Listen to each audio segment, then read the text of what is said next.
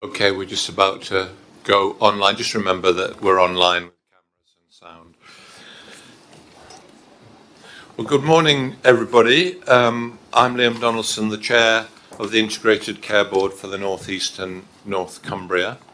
And we're here to present our annual report, which is available in a full copy online on our website, and summary copies also available there, and printed summary copies available for people who want to have one. We're welcoming an audience online in addition to the people here in the room, and we're going to highlight the main features in the annual report, and then deal with any questions that we might have received from members of the public and that board members around the table might also have. And just to remind everybody, or people who are new to our board's meetings, I am the chair. I have a non-executive role. There are 4 other independent non-executive directors like me, and then the executive team, including the chief executive, Sam Allen, who'll be talking in a moment or two, are also on the board as full members. And then we have partner members representing different parts of the NHS in primary care particularly, and hospitals, foundation trusts. So that's the composition of the board. It's changed a little bit over the time we've been in existence, and we have in fact now, it's almost 4 years to the day since we started in statutory form as the Integrated Care Board for North East and North Cumbria. And so in my introduction, I'd just like to briefly say that in that short period of time, we've been through a lot of change. On the service side, we were established when we were still seeing the impact of the COVID-19 pandemic, not just in a higher level of emergency admissions for people who were affected by the different variants of the virus that were coming through after the big peak, but also in responding to the very high volume of people who'd been waiting for care when their treatment was postponed during the pandemic. And to a certain extent, that backlog of patients needing help we're still working through. But as with other parts of the NHS in the country, I think the teams concerned providing the clinical care and providing the management support have done a very, very good job in getting us back closer to the situation we were in before the pandemic happened. So we've concentrated very much on those core NHS functions of making sure that people get the right treatment as quickly as they can in the right places, matched to the needs of their condition. But there will always be a lot more work to be done on that in the NHS as the population ages, as the costs of care increase, and as the demand for care and expectations rise. So that's all work in progress, and Sam Allen, our chief executive, will say a little bit about where we've got to on some of those things. But our role also has not just been to build an integrated care board delivering NHS care,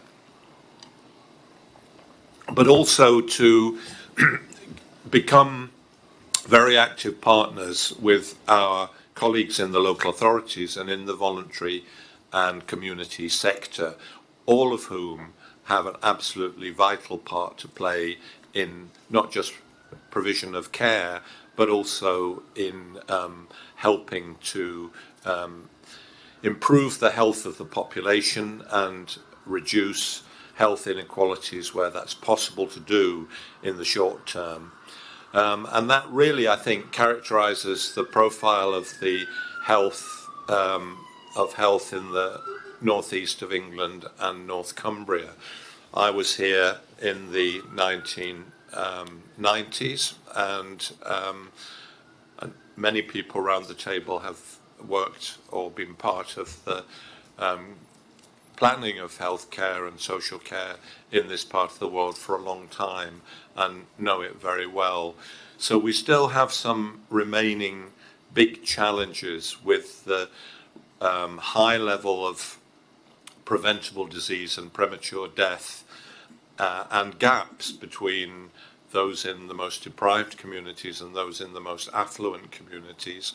All of those features are generally higher than almost any other part of the country. So it remains a challenge for us to ensure that we don't focus only on the provision of care, which is vitally important, but also look to the health of our population and ways to increase it. And behind it all are the functions that we put in place to deliver those things, to ensure we have strong partnerships, to ensure that we are doing work to address those long-standing health problems and health inequalities in the population of 3 million, and also to provide the best care that we possibly can. Those changes behind the scenes to the structure and functioning of the NHS and care system have been happening regularly over the last 4 years since we've been in existence. We've had a number of major staff reductions in line with national policy, and we've tried very hard to do those as skillfully as possible and sensitively as possible. And we're delighted that our staff have been so supportive to us in those processes. But we now have some new roles, which we'll talk about briefly, but we'll be talking about more extensively in our public meeting later on, which starts at 11:15 and is also broadcast online. And that will be to deal with some of the big themes organisationally, strategic commissioning, our new function, and neighbourhood health, one of the new ways of providing organised care more locally. But I was very struck when we had a discussion earlier in the month about particularly neighbourhood care and all the restructuring changes that we need to make all of that happen, when one of our members said, who lives in one of the local communities in the northeast and North Cumbria and is very close to the opinion of patients and the public, he said, patients and the public don't care about organisational structures. They just want to know where they're going to get their care, how they can get the best care, and if anything is going to change.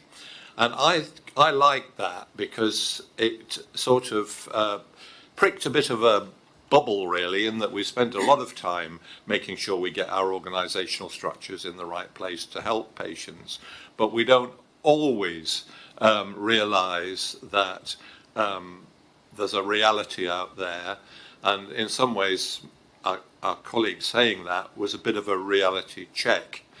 So my goal, or personal goal, for the Integrated Care Board in the years ahead is that we operate without the need for a reality check, that the patients and the public out there in the northeast and North Cumbria are part of our reality, and that's the people we're there to serve.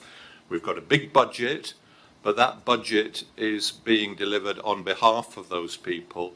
It's their money, and we want to use it in the best possible way. Their money as taxpayers, we want to use it in the best possible way to get the best care for them that we possibly can. And we will be tough where necessary. We're dealing with some big and powerful hospitals who deliver great care, but when we need to tell them that we want a different standard or we want something done a bit differently, we won't be afraid to say so. So for those who are listening online, that's what we're here for, to serve the public as best as we can. 3 million people who need care whenever they need it, the best care we can possibly get for them.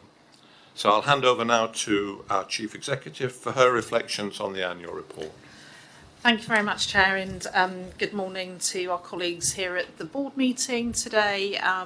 We'll be meeting, as the Chair said, shortly after this annual general meeting, and to members of the public and our partners who may be joining us online or watching this at a future point. So just a few things I really want to say. I mean, the first thing I want to do is kind of just reflect on the past year, whilst not dwelling on it too much. It has been a year of further extensive change. So for us as an integrated care board, we're just over 4 years old now as an organisation. And in those 4 years, we've gone through 3 major restructures. This last one over the past year probably was, I would say, one that was prolonged and challenging for our staff. And I think it's important to acknowledge that. Through this change programme, we've seen a number of our colleagues leave the NHS through retirement, but also redundancy, and in doing so we've reduced our running costs in the organisation by £32 million, which is no small number.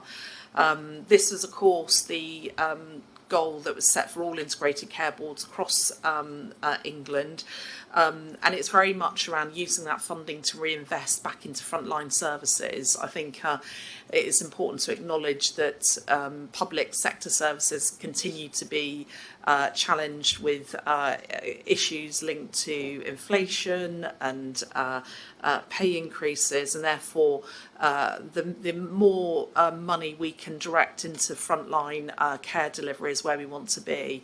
I think what this restructure has enabled us to do is to ensure that we've got the best possible structure set up to meet our role as a strategic commissioner. And really what that means is we're going to be less hands-on in the day-to-day contracting and delivery of services at the local level, but look far more at scale across the population of 3.2 million across the North East and North Cumbria.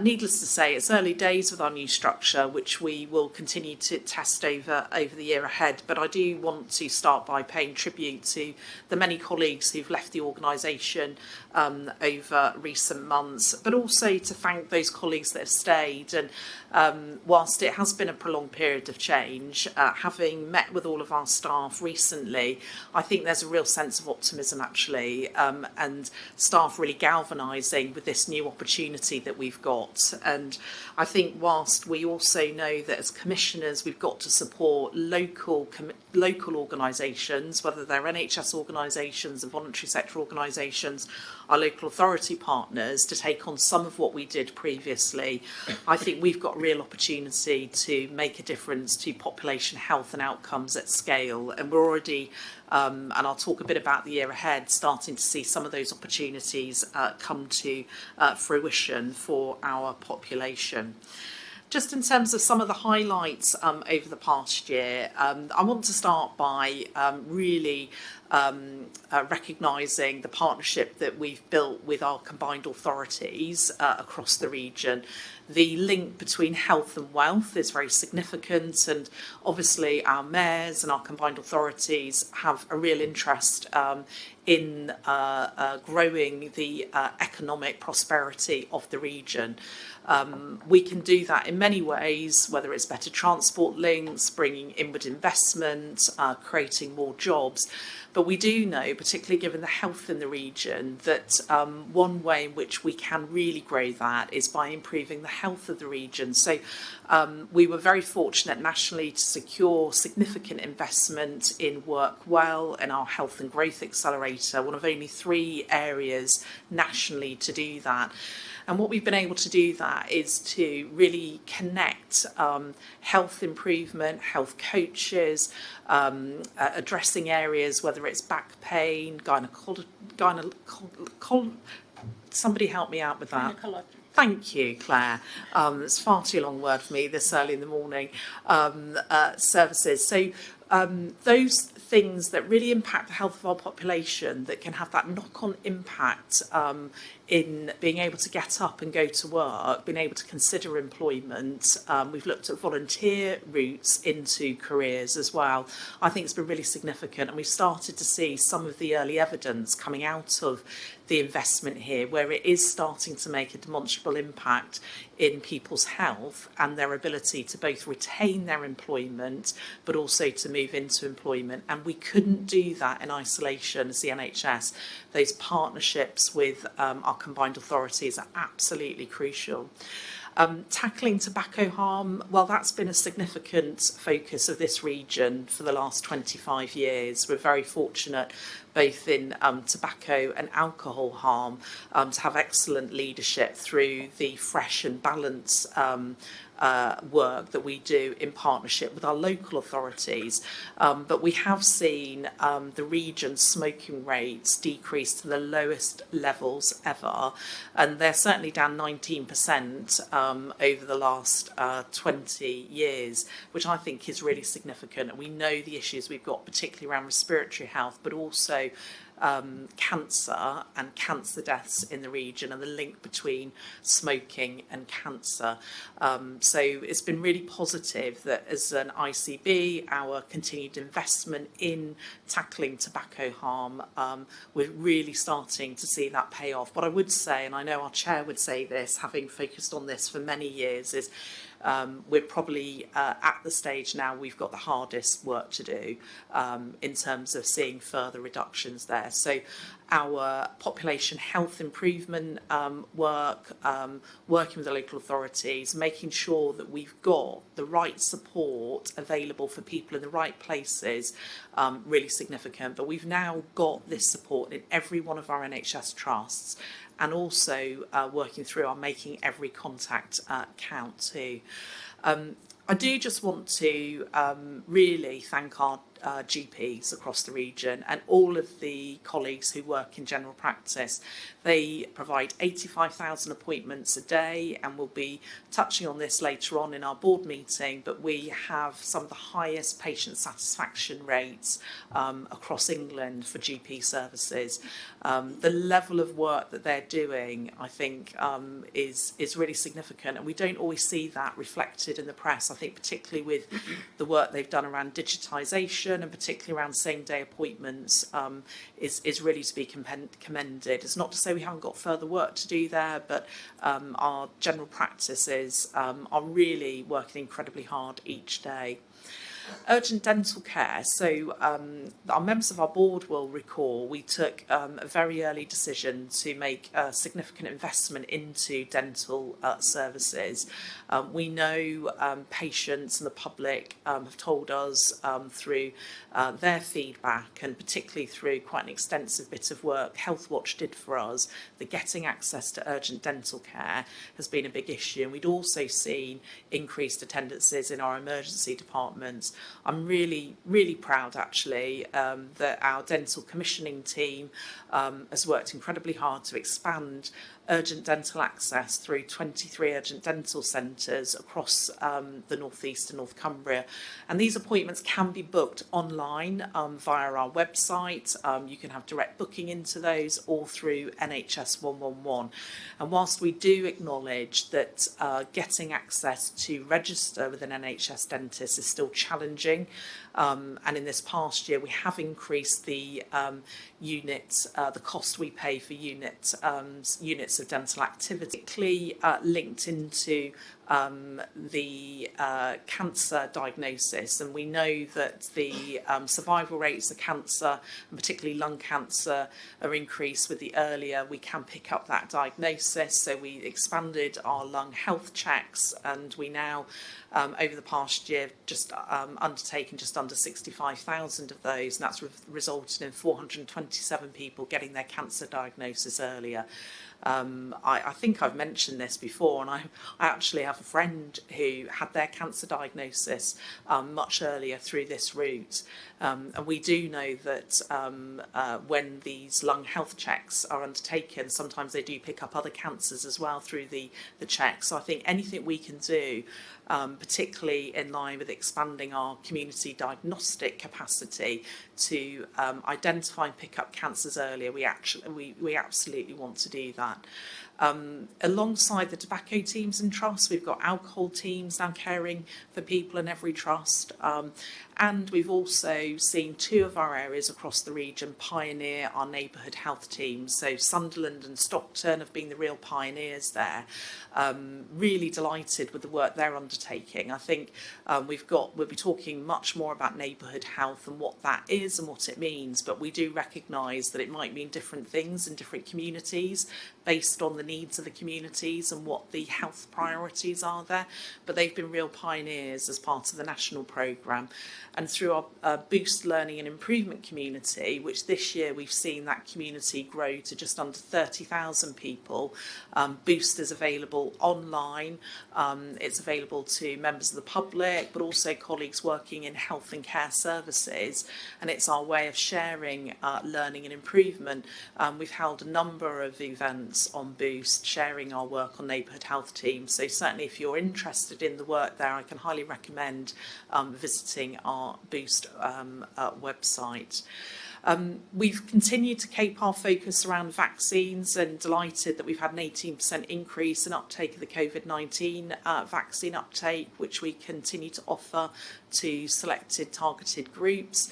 And over the year ahead, we'll continue to focus around increasing the uptake of all of our vaccinations, and particularly childhood vaccinations, with some of the risks we're seeing, particularly around issues such as measles and also meningitis as well. And vaccinations still remain and are incredibly important in terms of protecting our community from diseases out there. And then I was absolutely delighted that working in partnership with one of our local mental health trusts, CNTW, the ICB won the NHS's first ever NHS Excellence Award for staff mental health and wellbeing. We have 170,000 health and care staff employed across our region. We do know that for a variety of reasons, some of the health challenges they face are shared with the rest of the population, but also some very specific to our region.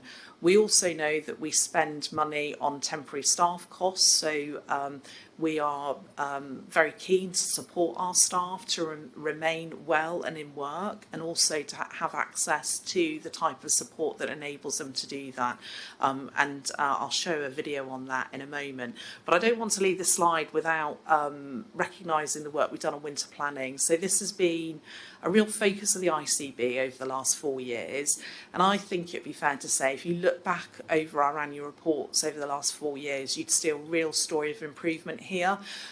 2 years ago, we had real issues, particularly around handover times at hospitals. We will have all seen various times pictures of queues of ambulances at hospitals. Indeed, sometimes when you visit a hospital, I always look at the emergency department and see if we've got ambulances queuing, because if they're queuing at the hospital, they're not on the road and able to respond to 999 category 1 calls, and those are calls that require immediate response within several minutes. And we know the risk to the public if we can't get an ambulance there rapidly. And equally, our ambulance staff, it's not very satisfying for them spending long times handing over patients to the ED. Delighted to say that North East Ambulance Service, which is our main ambulance service for the region, has the best category 2 response times in the country. That's been sustained, and even in this past year we've seen a further improvement in handover times, reduced by 18%, which equates to 7,000 fewer ambulances waiting at A&E. And I think that's a really important marker of safety and a real focus for us. We've also targeted specific programmes where we're always working to try and support people to have care in their home, to avoid them unnecessarily having to attend emergency departments. So focusing on targeting people with COPD, chronic obstructive pulmonary disease. We've got a programme called Optimise, and we know we've had some really significant results with that, where we're being able to intervene early, prevent ill health, keep people well. And I think we'll see that as a more significant theme of our winter planning as we go forward, around what more can we do to prevent people having to unnecessarily attend the emergency department, so that we really keep those services open and available for emergencies. And looking ahead, we will expand the Optimise programme across the whole of the North East and North Cumbria. And I think that's a really good example of us moving into our role as a strategic commissioner. So I think really, just to say, we are changing the way we work. We will have a far rigorous focus on outcomes, value and impact. Whilst we have a fairly significant budget, as our chair has referred to, it is a finite budget. There are choices and decisions that we have to make in terms of how we allocate and get the best outcomes for NHS resources for our region. We'll continue to build on our partnerships, because we can't get the best value and impact without the partnerships, particularly with our combined authorities, NHS organisations, our councils and voluntary sector. But we will also start to build on our more evidence-led decision making. So part of our new structure in the ICB is that we've got an insight and population health team, and they are building, using our data and intelligence to help us target our investment.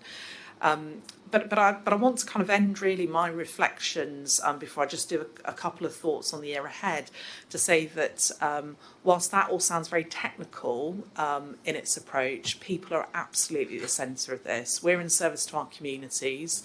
It's our staff in our organisation who do the work. So we've got to continue investing in them, and we will do that over the year ahead as we transition and develop our skills as a strategic commissioner. And whilst I know that the proposed health bill is proposing changes to organisations like Healthwatch, I think actually we'll be deepening our relationships through our work with communities and the public around how we develop. So just in terms of the staff health and wellbeing video, I do just want to show you this. It will be very brief, but this highlights the Excellence Award that the ICB won with one of our local mental health trusts.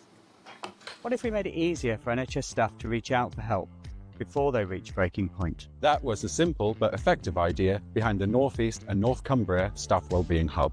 Quick, confidential, expert. No complicated gatekeeping, no endless waiting lists, no waiting until crisis point. We support 175,000 health and social care staff across the region. Staff can self-refer, we'll contact them within the same day, and we'll offer them an appointment within 7 days with an experienced mental health professional. And what we've discovered is powerful. When systems respond early, people recover earlier. When we reduce shame, people speak sooner. When we create psychologically safe support, people don't just survive, they begin to thrive. 9 out of 10 staff tell us we help stay in work or return to work. Our return on investment is almost 200%, meaning that every £1 invested in our service returns £2 to the system. Staff well-being and patient safety are two sides of the same coin. This is about caring for the people who care for others.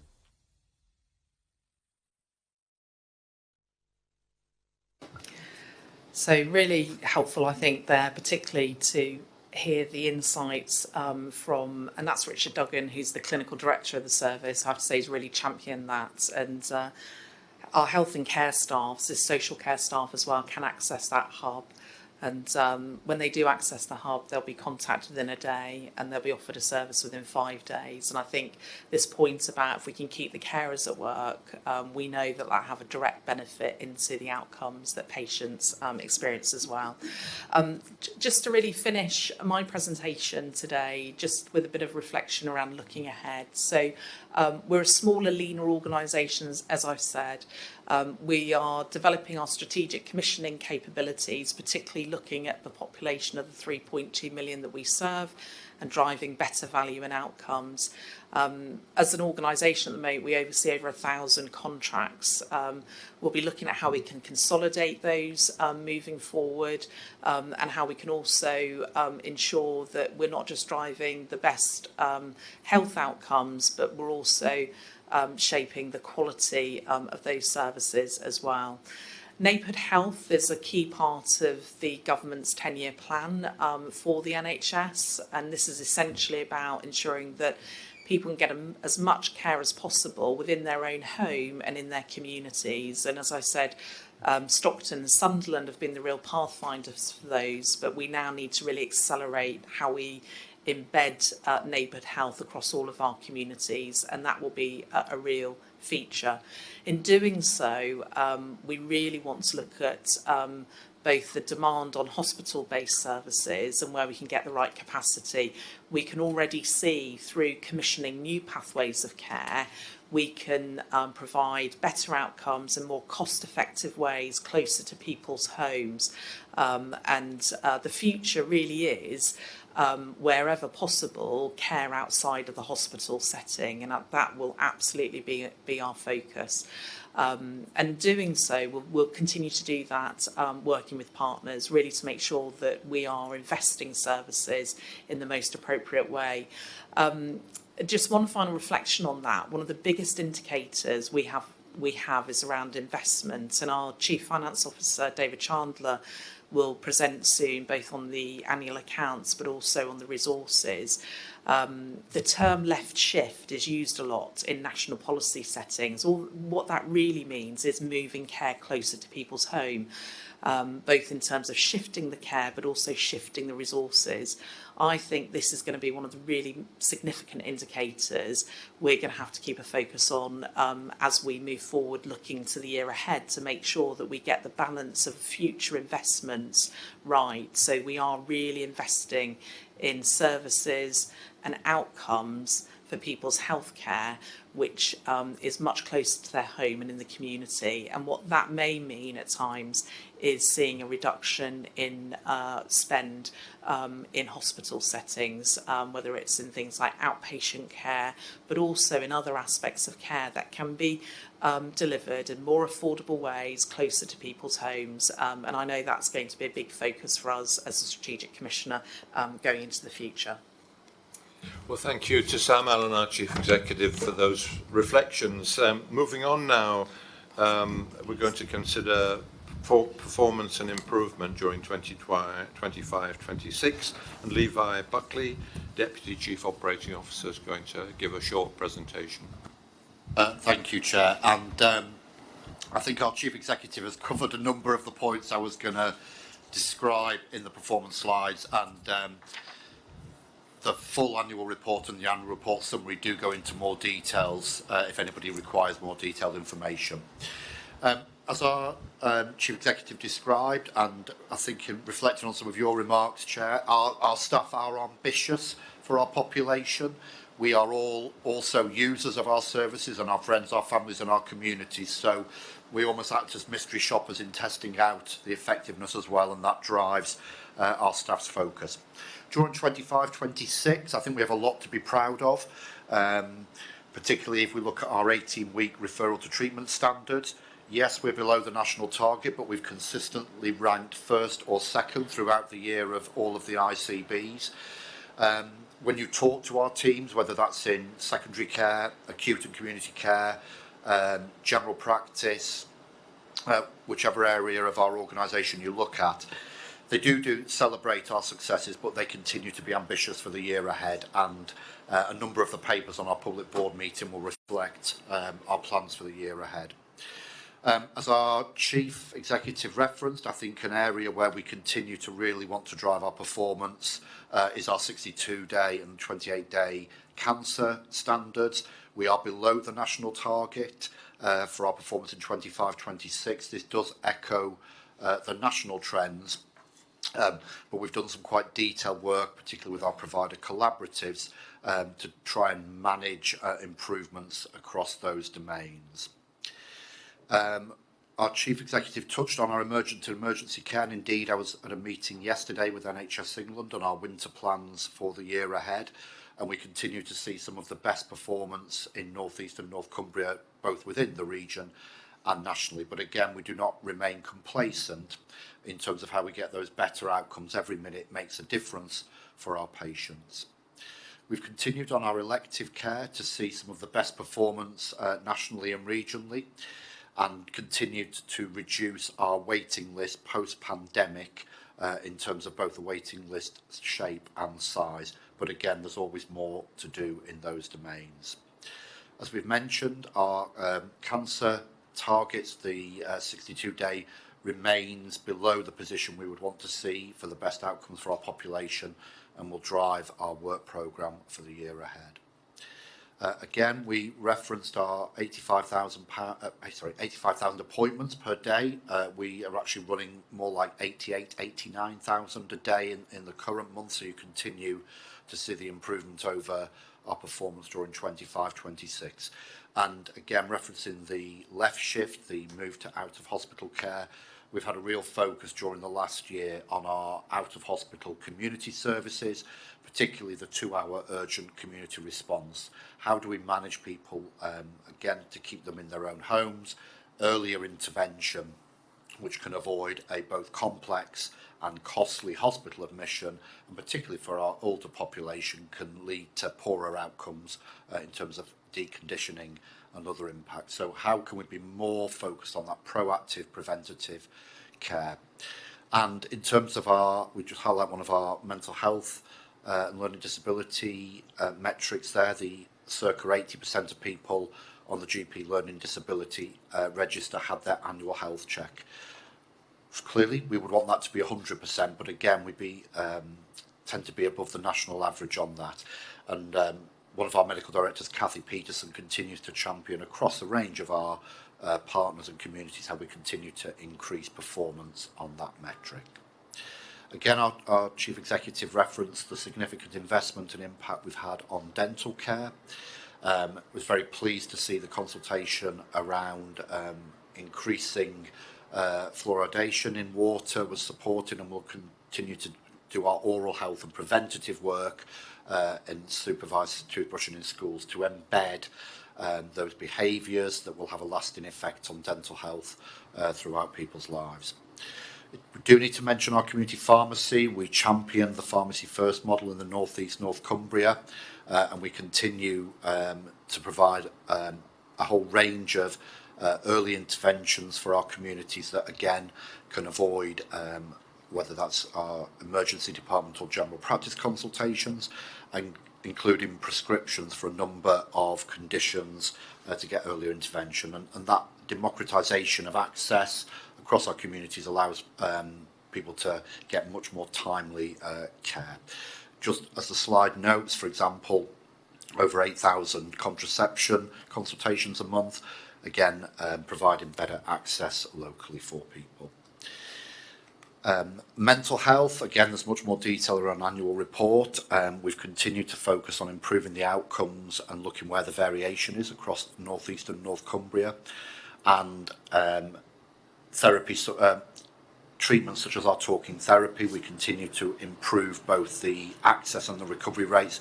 But again, it's perhaps not where we'd want it to be, and there's another area of focus for the year ahead.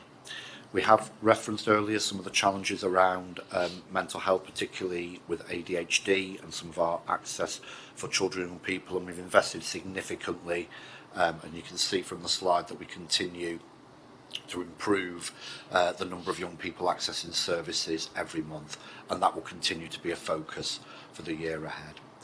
We're also making sure that we manage that parity of esteem focus, so we're making sure wherever possible we're treating the person, not the symptoms, so we integrate our approach to mental and physical health within those domains.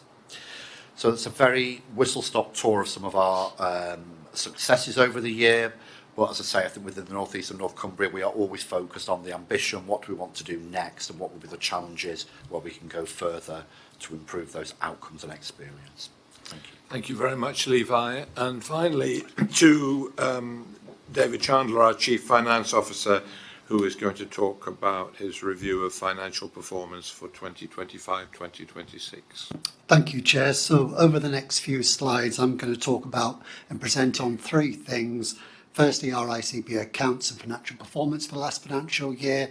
I'll also talk about, in essence, where the money goes, the £9.5 billion that we're responsible for. And I'll also talk about the external audit of our accounts for the last financial year too. This is my, in a nutshell, slide. And what you can see on here is that the ICB delivered all of its financial duties that were asked of it by NHS England. The wider integrated care system, so that's basically the ICB, this organisation, plus all the foundation trusts across North East North Cumbria, collectively achieved a small financial surplus. So effectively we achieved the financial plan for the year, and our external auditors gave us an unqualified opinion on our accounts. So I start with the ICB's financial duties. There were three key ones for our organisation specifically, and what this slide shows you is that the money we receive for revenue, which is the day-to-day commissioning of services such as hospitals, we had a surplus of £34.86 million, so we achieved the target set by NHS England. The amount we're allocated to spend on running costs of that £9.5 billion budget was just under £60 million, and we had an underspend of around £8 million in that area, so we achieved that duty. And last but not least, we receive a relatively small allocation for capital in the ICB, which the ICB generally spends on primary care, estates and digital infrastructure. And again, we had an underspend this financial year. That was generally due to the fact that there were some estate issues that we weren't able to resolve in the financial year, and they've carried over to the next. The ICB in 25-26 was also responsible for wider responsibilities across the ICS that I referred to earlier. And the ICS position, as I say, was actually a surplus of £1.1 million. That's a collective budget of over £20 billion when you add up all the totals. So that's no small feat to land a plan on that basis. And because we were able to deliver that plan, the NHS England allocated, in essence, a reward payment of just under £35 million, which was allocated to virtually every foundation trust in the patch, and that can be used to invest in either capital or for day-to-day cash requirements. Last but not least, we have responsibilities to manage the capital allocation of the ICS. We delegate that generally to our foundation trust as a collective, and they assure us about that. And again, I can confirm that the ICS was able to live within its capital allocation for the year. I said the second thing I'll talk about today was where the money gets spent. So I've got two slides on that. The first one is just showing you where the £9.5 billion gets allocated to. And hopefully you can see on this slide, if you can decipher the colour coding, that 46% of our allocation gets spent on acute services. Our next biggest area is delegated primary care. That includes GP and other services such as dental services. And then the third biggest one is in mental health services. And you can see that's basically where the money goes at this moment in time. I thought I'd put a slide up though that showed you how money that the ICB allocates has changed over the last 2 years. So what you can see on here is that the biggest change has been in packages of care. All age continuing care, these are packages of care that help people stay out of hospital and be looked at, generally in their own home or in a care home. And you can see the increase there has been 26%. That's been our biggest area of increase. You can also see that primary care, mental health services and acute services have seen relatively similar levels of increase over the last 2 years. Some of that is effectively price inflation, and some of that's been specifically targeted areas of intervention. So we've had service development funding in mental health, but we've also been required to put quite a significant amount of additional funding into autism and ADHD assessments. What you can see on here is two things that stand out. The amount of investment over the last 2 years in community health service shows up as just 2%. In reality, the real figure is closer to 7%, and that's because of a changing in coding around community diagnostic centres being coded now to acute rather than community. But it's still lower than acute mental health and continuing care and primary care. That will be addressed over this financial year, the next 2 years, where we expect investment to increase by 20%. And the last one you can see there is the reduction on running costs, which our Chief Exec alluded to. And the last 2 years, we've reduced that by 16%. In essence, we spend 0.5% of the allocation that we receive as an ICB on running the ICB itself. Lastly, I just want to talk about external audit opinions. We've received another unqualified audit opinion report for the ICB. Unqualified, I'll just remind everybody, is a good thing. It's quite rare. Normally, qualified is a good thing, but in audit opinion language, unqualified is a good thing. And our auditors basically test three things. They test are our accounts showing a true and fair view, so you don't have to just take my word for it. They test that are we spending the £9.5 billion on things that we should be spending on? And thirdly, they test, are we getting good value for money for the £9.5 billion that we're responsible for? And as you can see on there, they've not identified any issues that they need to present to either us as an ICB, NHS England, or the wider public. That's all from me, Chair. I think the last slide has just shown people where they can go if they wish to receive more information. Thanks, David. And just to clarify your first slide, the surpluses that you identified were then put out into the service to deal with some of the deficits and pressures that the hospitals and other services had. Exactly that, Chair. So just to put that in context, we as an ICB were responsible in 25-26 for the entire system. And so we worked as a collective system, so it's the aggregate of our spending. So as you say, we had an underspend in the ICB, but that was offset with overspends in some of our providers. And the test from NHS England was more around the ICS performance rather than the ICB performance. We were effectively judged as a system rather than as individual organisations. Thank you very much indeed. And thank you to everybody who's presented this morning.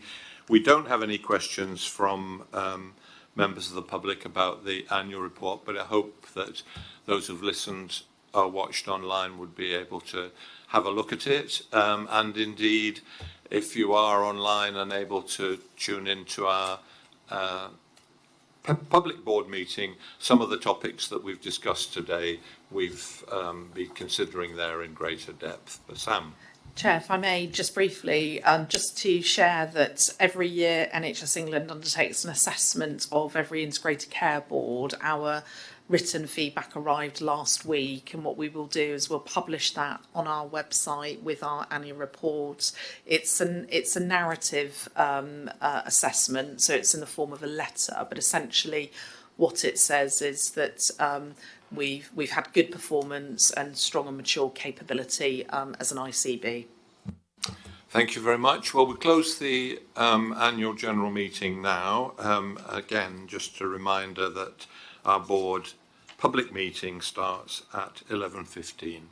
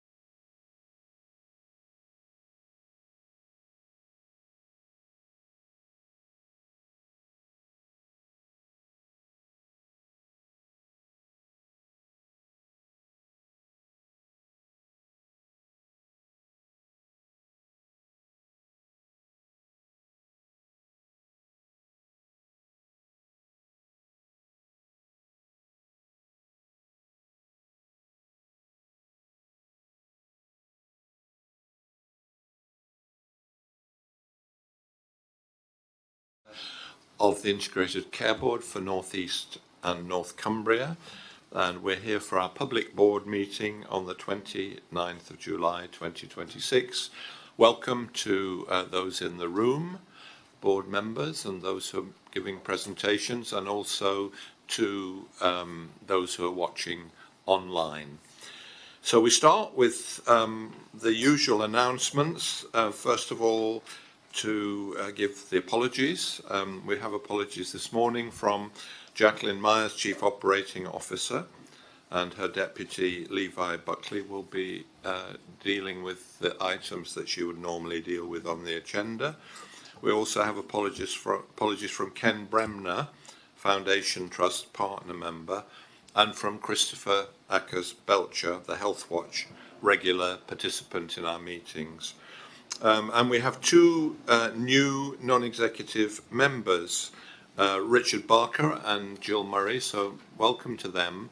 Their paperwork is just coming to a conclusion, so for today they can fully participate in the discussion, but wouldn't be voting members just for this one meeting.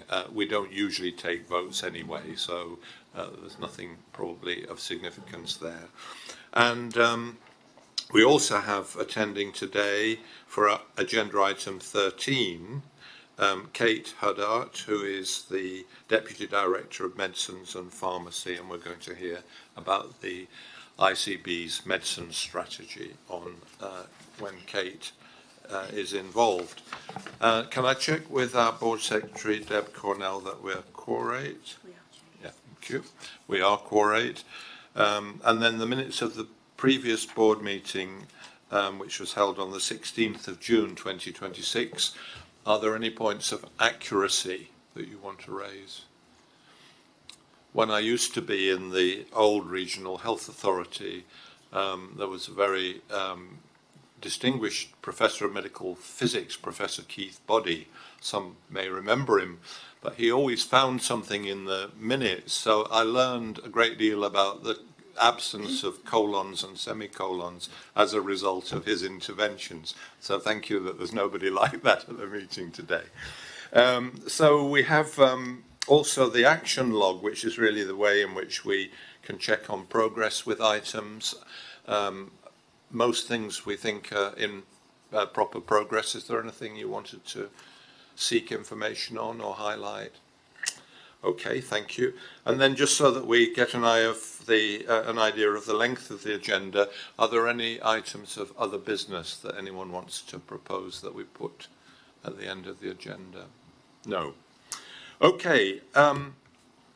I don't have a lot to say on my item today because I think many of the items are common to what would be in the Chief Executive's report. But I think just to say that we are in a major period of change still, and I always say in all of my work when I'm talking about organizational purpose and ways of doing things, and I was recently in a World Health Organization meeting when I made a similar point, that essentially any organization involved in health has to balance three things: politics, technical processes and evidence, and then the human factors, and that applies to the staff and to the patients. And you can't deliver change and get good outcomes in a health system without being aware of all three. And at the moment, the evidence base on how we should do things is constantly being refreshed by research and publications and expert commentary. The human factors, we keep the patients, as we were saying in our annual general meeting a few minutes ago, central to all of our thinking. We don't want to have to do a reality check on our patients. Their reality is our reality. We need to know what matters to them. And then on the other side of the people factors, clearly the staff, and we're very fortunate in the North East and North Cumbria in having an enormously committed and compassionate workforce, not just in the ICB, but in all of the services out there and in the work of our local authority partners. But when we're talking about our particular items of business on this agenda and on future agendas, we need to be aware that we have to take account of all of those three things: the politics, both big P and small p politics, the human factors of staff and patients, concerns and needs and views, and finally all of the technical things and the evidence and the best ways of doing things to improve patients' care. So that's all I really wanted to say, because we are now moving into a new mode as a strategic commissioner, and wanted to just emphasise those core values in how we do our business. So over to Sam Allen, our Chief Executive, for her regular report. Thank you very much, Chair. Good morning, everybody.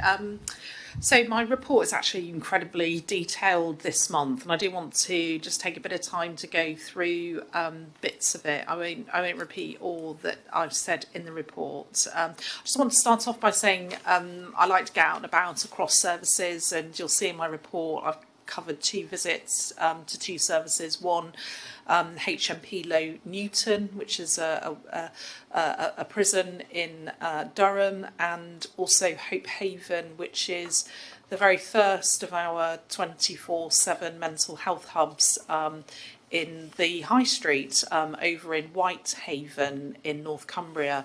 And I thoroughly enjoyed both of those visits. It was a great opportunity, particularly at Low Newton, to see the Women's Health Hub that's been put in place there, particularly to support early prevention and support women who are serving time there in getting their health needs met. And also at Hope Haven, particularly the model of care is absolutely fantastic. It's on the high street. It's been really co-produced and developed with the local community, so you get a real sense that this is very integral to the local community there.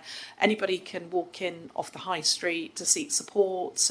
They also have GP services running there, and they also have 4 crisis beds as well, where people can stay for up to 4 days if they need it. I have to say, a truly fantastic service, and in the first 3 months of operation they were starting to see some really promising results, that that service there had already significantly reduced the call on access to crisis services. So I think hopefully over time we'll be able to demonstrate that these investments and putting these services in more accessible, non-stigmatising places can make sure that we're intervening early and preventing deterioration in people's ill health. So really fantastic service. And I just think visiting these services sometimes, I think some of our health services are far more prominent, whether it's the ambulance that passes you when you're driving around or a visit to a local hospital. There are many healthcare services that we commission in a whole variety of settings. And I know that particularly through our annual report today, we've reflected a bit on where we spend our money. So I think getting out and about and seeing the real benefits that these models of care can have in terms of preventing reliance on emergency departments, more hospital-based services. It was really encouraging to see all of those services delivered in partnership. So none of them a pure NHS endeavour, and particularly the Hope Haven service, the role of Every Turn, the mental health organisation working in partnership with the local community, was really significant. Also, with Hope Haven, it was NHS Capital that funded that service, but the ownership of that building has gone into the Whitehaven Trust for the local community. And I think, again, a really good example of where we can leverage some of our resources and capabilities to build community assets that really will stand the test of time. So I did want to start just by mentioning my visit to both of those services. I do just want to talk briefly about the financial position. Obviously, a key part of our role is the planning and the allocation of the NHS budget for our local population. And the report covers the position at month 2. We will pick this up later on in our agenda.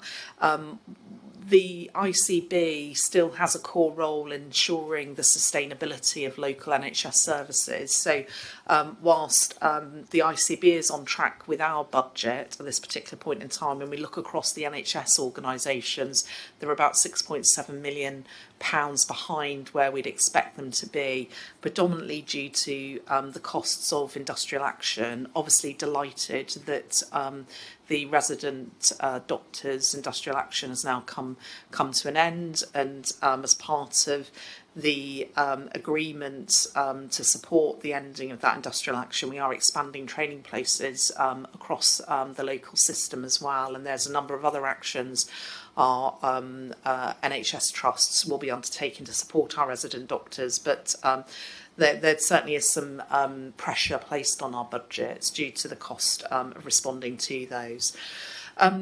Just in terms of boundaries, so as an ICB, we cover the North East and also North Cumbria.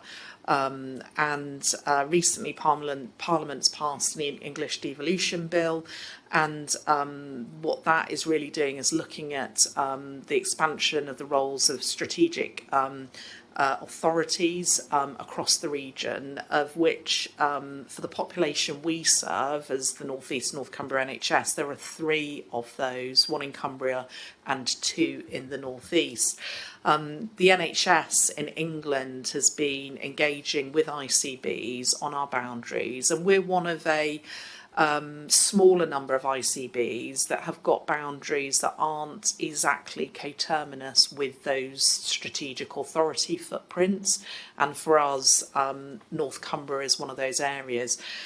We were invited by NHS England to engage with our local NHS organisations, our members of Parliament and the community and voluntary sector, which we did do over the last several weeks, and that resulted in us making a submission to NHS England basically saying we would like to retain the current boundaries, and we put forward some clear evidence as to why we think that would be better for the population of North Cumbria, but also particularly with the links to patient pathways in the North East, and particularly with Newcastle Hospital as a key tertiary provider. It would be fair to say through our engagement with partners there were mixed views on that, and certainly some very much in favour of maintaining the status quo, but also some for very clear reasons too, which is easier to deal with one ICB rather than two, better to be more focused on place that would support an arrangement of Lancashire and South Cumbria. So we know that NHS England will be gathering up all of the views that they've sought, and we will await the outcome of their engagement with ICBs and also government on this particular matter, particularly with an eye to what the Devolution Act has set out for the role of strategic authorities. What I would say as well is that we have committed to deepen our relationships with both the North East and the Tees Valley Combined Authorities. We do have a shared role with the North East Combined Authority, and we're in discussion with the Tees Valley about doing something similar. And there's real strength in the work that we can do around the prosperity and the economic growth and development of the region, and health has a very significant role to play in that. So we'll take our partnership duties very seriously there, and certainly seek out and welcome greater levels of partnership working.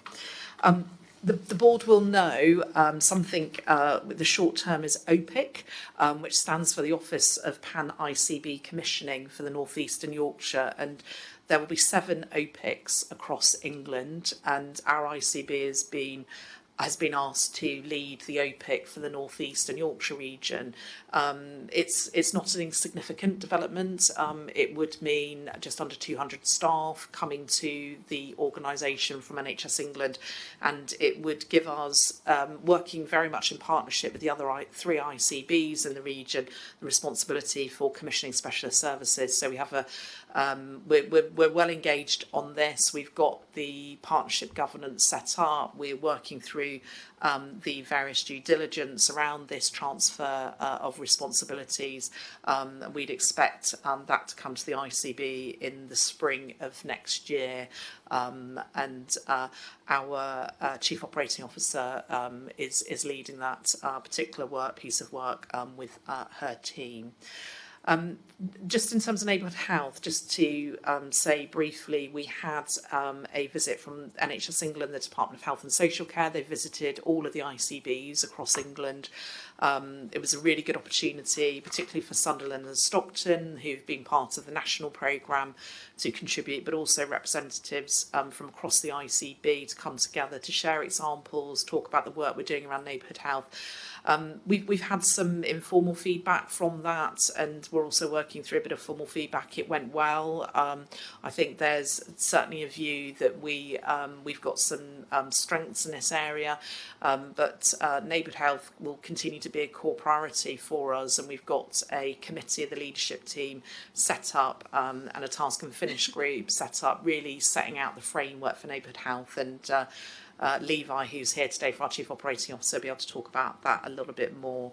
I won't dwell too much on an urgent emergency care, but we are, in spite of the heat wave we're going through, edging closer towards the autumn and the winter months. I have to say, whilst we haven't borne the brunt of the pressures that the heat wave has brought our colleagues in the Midlands and the south of England, it has had some pressure on services, but winter obviously is an annual event we plan for every year, and we will be bringing back through board our winter plan, which board will have to really put through its paces to get the assurance that we need as a board to sign this off, and we also have a role in assuring ourselves on all of the NHS Trust plans too.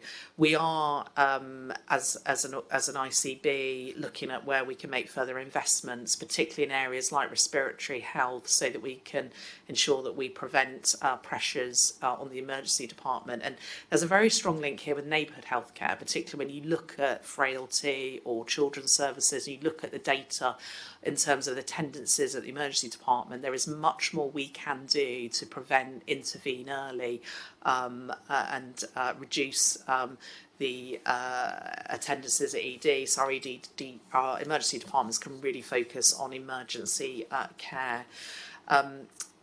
Part of our ongoing work also, particularly in delivery of the 10-year plan, is a transformation of outpatient services, and you'll see in the report quite a detailed summary on the work that we've got underway on that, which includes expanding patient-initiated follow-up, as well as reducing do not attends or DNAs, as we describe them. There's a whole series of work going on there. If you look at the cost of running outpatient clinics, and some of them are absolutely necessary, will always be necessary clinically, but we do know that potentially a percentage of people seen in outpatient appointments with consultants or other clinicians at higher cost, their needs can be met better elsewhere, and that's the type of transformation that we're also working on, particularly of outpatients. And then, Chair, I just wanted to finish off with just three further areas. Firstly, a very important event, actually we held in this room, which is what we call the Aubrey System Learning event. So the Aubrey report was the review into County Durham and Darlington, and particularly around the governance failings as a result of the issues that we highlighted in relation to breast care. Whilst that was a very specific report into that one organisation, we took the opportunity, supported by the 11 NHS trusts across the system, to each board to consider what is the learning for all of the boards. And out of that event, so firstly, each trust board did an assessment against all of the Aubrey recommendations, which we collated. And there were areas for improvement across all boards with that. But we also came together to talk about the wider system learning. I think your point at the beginning, Chair, around the sort of technical, political and human factors, we can absolutely apply here. And it would be fair to say that the most significant part of the discussion related to culture and the culture of services, and particularly patient experience and staff experience, as strong indicators of where we've got challenges with culture. And I think there was a renewed commitment through all of the organisations, including ours, to really think about what are the measures and what are the signals, both the hard data and intelligence, but the soft intelligence that tells us when things aren't right in services. And that real view that whilst the issues at Durham and Darlington were very systemic and wide-ranging, actually features of that could be existing in teams in any service. So there were a number of actions that came out of that learning event, and I think we're very happy certainly to share those, but also commitment to further peer review and learning right across the system, so that we facilitate opportunities for teams to learn from one another across organisations. And then just finally, I think sort of 2 points, and these are really related. You'll see in the paper there was an update on the development of integrated health organisation contracts, and Northumbria Healthcare is one of two. The other trust is Northamptonshire, who are the sorts of pioneers of this, working each with their ICBs, and we're very much working jointly with the trust at the moment. What I would say is this is very novel, it's new. There is, whilst there's a sort of an outline of what this entails, it's light on detail in terms of both the policy and the approach. So we're taking a very developmental approach to this with Northumbria. We're working very well with, and we will keep the board appraised of progress on that. We've jointly commissioned some external support to come in and work with us on a business case, and that business case will be coming back through the board in the autumn, I would anticipate, if we stay on track with that development. But I think it'd be fair to say these more novel and new ways of securing transformation, improvement to services are certainly something that other organisations and parts of the system are showing interest in. So we have also convened a task and finish group, particularly to look at mechanisms for budget delegation and risk sharing on budgets. Sunderland's another area that's very keen to take a delegation on budget, particularly around neighbourhood health and community. And I think particularly as we move and transition into this role as a strategic commissioner, we have to explore and perhaps test out some of these more novel ways of delegating budgets to move the financial decision making as close to the patient care as possible. And I think that will be an area for further development discussion with the board. My report also includes some updates, particularly around cyber risk, and you'll note in there the requirement of all boards to look at assurance, and also another very developmental bit of work we're leading on behalf of NHS England called Movement 26.2, with working very closely with Sir Brendan Foster and Health Innovation North East and North Cumbria and other partners. That's a very exciting opportunity, particularly here in the North East, but it's very much a national programme of work that we'll continue to keep the board updated on as well. Thank you, Chair. Thank you very much, Sam. Any points, questions anybody has on Sam's report? Good, thank you. Our next two items cover governance matters. The first is item 10, which is Board Assurance Framework and Risk Report for Q1 of 2026-7. And Claire Riley, our Chief Corporate Officer, is going to introduce this.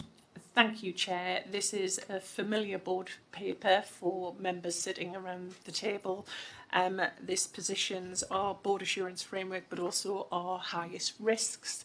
And the changes to our risks have been highlighted within the report and also within the board assurance framework and risks in the appendices.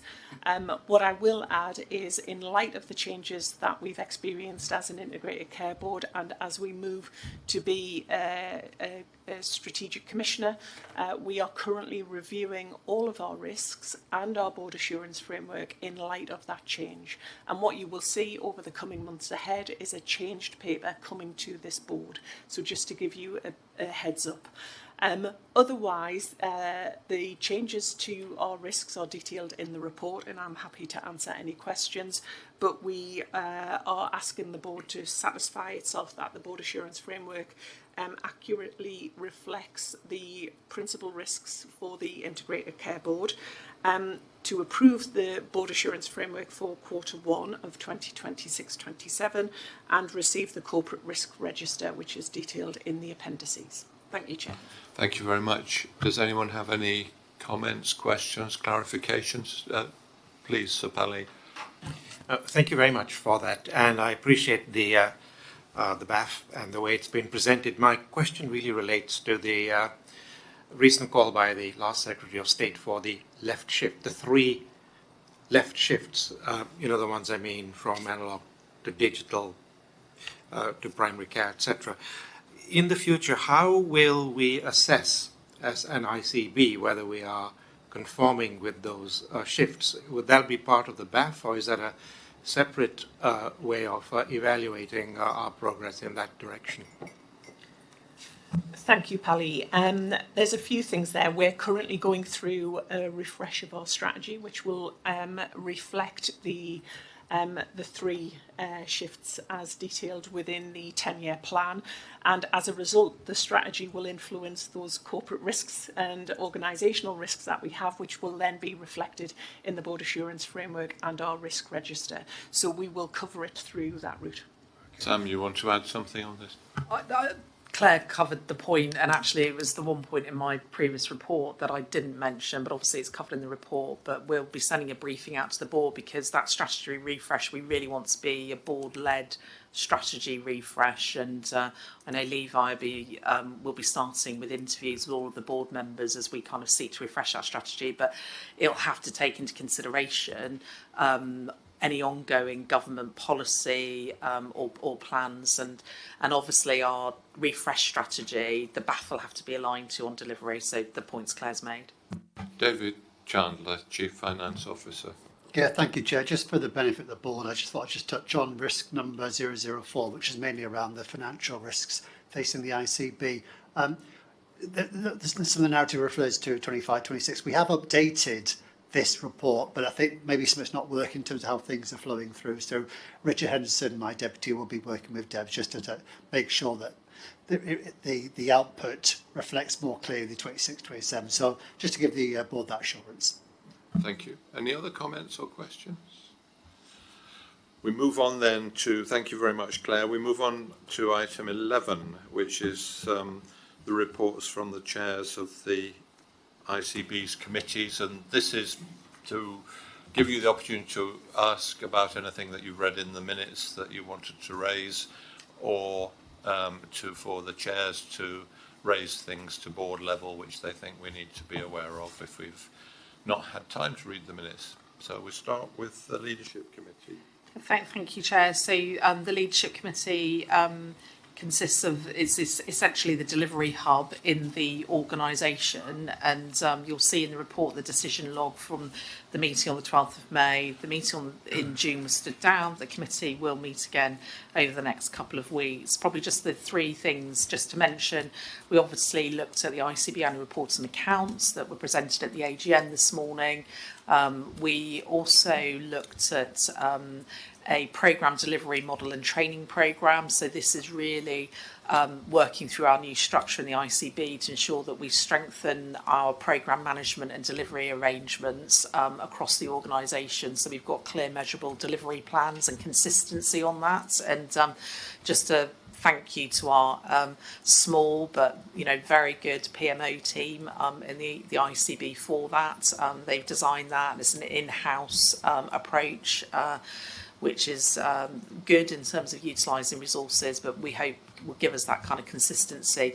And then just to mention, we had a long discussion around the ADHD and autism update, and also a draft ADHD commissioning policy, which we have since approved as a committee. And what that does is sets out the pathway for delivery of and access to ADHD and autism assessments. The board will know this is obviously a key risk area, particularly in terms of the level of demand and the resource required to support this, coupled with the capacity available out there and the issue we have with waiting lists and pressures on this right across the system. So this was reviewed really to take a much more consistent approach to commission, and also to make sure that we've got provider accreditation arrangements in. This has been an area of the market that's been really expanded through what we call right to choose providers, and right to choose providers can provide a service as long as they've got a contract with any ICB. So what we've seen is providers securing contracts with other ICBs, marketing their services to our local population accessing them, and then the first we will learn of that as an ICB is when we get the bill. So if you think about how can you control the resources, how do you make sure that these are good, decent quality providers, they've gone through provider accreditation. So we've put in place arrangements, our quality team working with our commissioning mental health, learning disability and autism commissioning team on this. I think this will be an area we may well have to discuss again as a board, because whilst we've done a number of developments in this area, we still continue to see growth in this area. But obviously what we want to do is make sure that we are clear how people can access assessments, what the criteria is to get access to assessments, and then once they do go onto a waiting list with a provider for assessment, that they're a suitably qualified provider that have gone through our accreditation. We have also put in place indicative activity plans with these providers as well, which have minimum waiting times. And to share with the board, the waiting times we're seeing in this area is we're not talking weeks, we're not talking months, we're talking just in excess of a year in terms of the average waiting time, and that's particularly given the level of demand and the capacity available. So this is an issue that I think every ICB is grappling with, and one which I think we will have to do some further work on as well. And apologies, Chair, I know that was much longer than I would usually take, but I think it was helpful to share that with the board, and it was a much longer debate through the Leadership Committee. Thank you. Are there any other comments or questions on this committee's work? Thank you. So then the Quality and Safety Committee, Sir Pally, the last minutes were on the 9th of July, or the last meeting on the 9th of July. Thank you very much, Sir Liam. Yes, the last meeting was held on the 9th of July, and I've highlighted 3 points on the screen. You started this afternoon in your presentation, Chair, by saying how important it is that we should be aware of what the community and patients and people require from the health service. And the first of those points, the citizens' jury point, is indicative of that. From the clinical viewpoint, people will be aware how difficult it is to manage pain, particularly chronic pain, and that whilst we have pain clinics and so on the whole, pain management is a massive medical and clinical difficulty. And in recent years, there's been a lot written about narrowing in terms of the drugs and the therapies used for this. And there's increasing emphasis on the use of community resources for the management of pain, particularly long-term pain. Now, the Citizens' Jury Initiative, which has been run here in the Northeast, I wouldn't say it was unique, but it was certainly extremely unusual. It's a way of collecting information and views and opinions from members of the public on how they feel chronic pain and long-term pain could be managed using community resources. This particular initiative has indicated that there is a great acceptance of the community approaches to pain management, and that there's a great number of organizations and resources that are available to help patients with this kind of problem. And now I think it remains for us to, in a more formal way, to marshal what we can to help people with long-term pain problems towards a non-drug orientated community-based pain management system. And as chair, I was delighted to have received this particular initiative because it represents a very nice example of moving forward between the clinical world and the public world. The second point I'd like to emphasize is the fact that our trusts are under quite severe pressure in terms of space, and it's now become fairly well known that nearly all trusts are having to deal with what we call corridor care, which has been renamed temporary escalation space care. I was pleased as the chair of the committee to learn that our trusts were planning for contingencies and for problems that are likely to occur over the next coming year. And I just want to make us aware that this is an ongoing factor for us, and that it's important to keep our finger on the pulse, so to speak, as to how we're managing corridor care. And finally, in a very positive way, the committee is now receiving weekly nursing reports on adverse events and things that have gone wrong within the region, and this means that we are very well informed, as is the executive, about things that are not going exactly according to plan, and this is a great step forward in increasing our awareness of live situations in terms of adverse situations, adverse events. That's all I need to say. Thank you. Thank you, Pelly. Hilary Lloyd, our Chief Nurse. Thank you. Thank you, Chair, and thank you, Pelly. I just wanted to give a little bit more information on corridor care, temporary escalation spaces. There is an urgent need and an ambition to reduce and then eliminate the corridor care in our trusts. Trusts have plans in place at the request of NHS England that have been submitted, and we've seen those plans. However, they do remain a concern. They are part of winter planning, and there are a number of measures that have already been mentioned in our Chief Exec's report and actually in our AGM around ensuring timely, safe and effective care. Some of these include keeping people in their own homes, signposting to GPs or pharmacies, and that targeted support. There is a balance of risk and a balance of concern around ensuring that our ambulances are also released in a timely way so that they're not queuing at hospitals and they're available for those who need an urgent response when they need it. However, we do have improved emergency department response performance, which is a good thing. However, it does remain both a commission and a quality priority.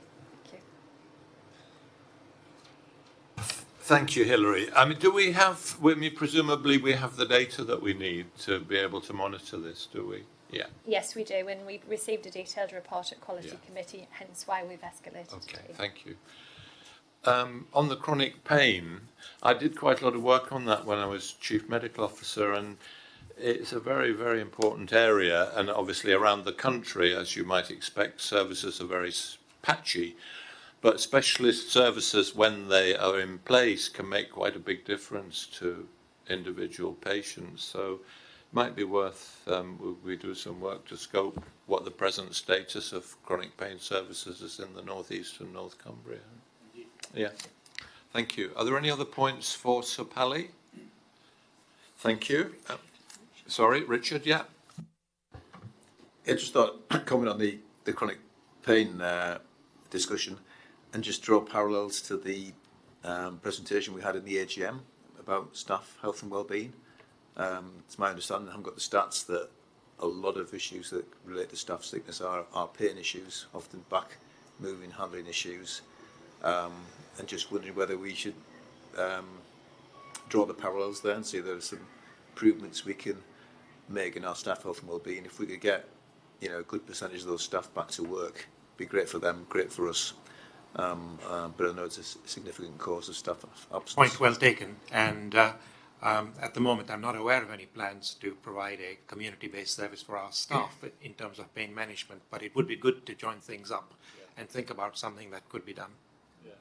And musculoskeletal is the commonest, but then there are fields like endometriosis and others that are very important as well. So it was just a case of scoping the whole thing, I think, and getting an understanding of where we stand. But Claire.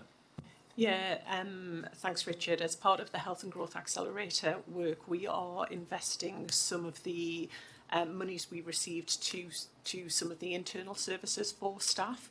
At some point, it'll probably be worth just updating the board on exactly that, and that includes extending the support that we heard a presentation on at the AGM. So I think it'll be probably worth just briefing the board on exactly how much of the Health and Growth Accelerator investment is actually investing in supporting our own staff from trying to drop out of the workplace or go on long-term sick. Just for those online, Claire, just a minute on defining what the Health and Growth Accelerator is. Yeah, the Health and Growth Accelerator is very much a partnership approach with NHS England, but also our combined authorities to try and make sure the NHS is playing its part in economic growth or really trying to prevent people from dropping out of the workplace for sickness reasons, or actually getting people back into the workplace who have been on long-term sick.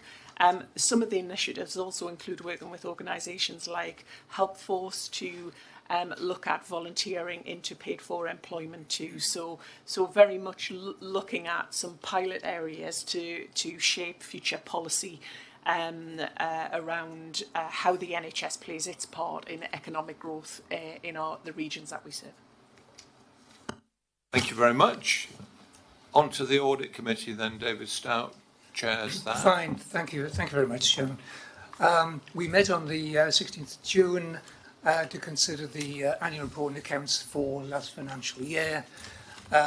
We received assurances from internal and external audit, and we went through, not quite page by page because it's quite a lengthy document, but we certainly went through by exception where people had issues around the annual report and accounts, and we were able, following the assurance from the auditors, to recommend to the board that the accounts be adopted, and that's what we did, which you will recall.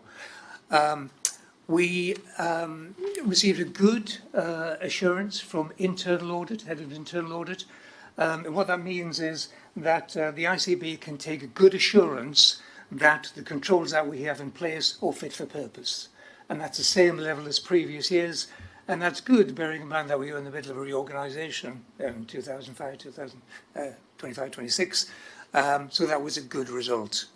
So that was fine. It's routine. We get a good result every year. Touch wood, long may it continue. Fine. Turning on to the Senior Information Risk Owner report, we need to comply a report to NHS England setting out that we're on top of data security and protection for 25-26.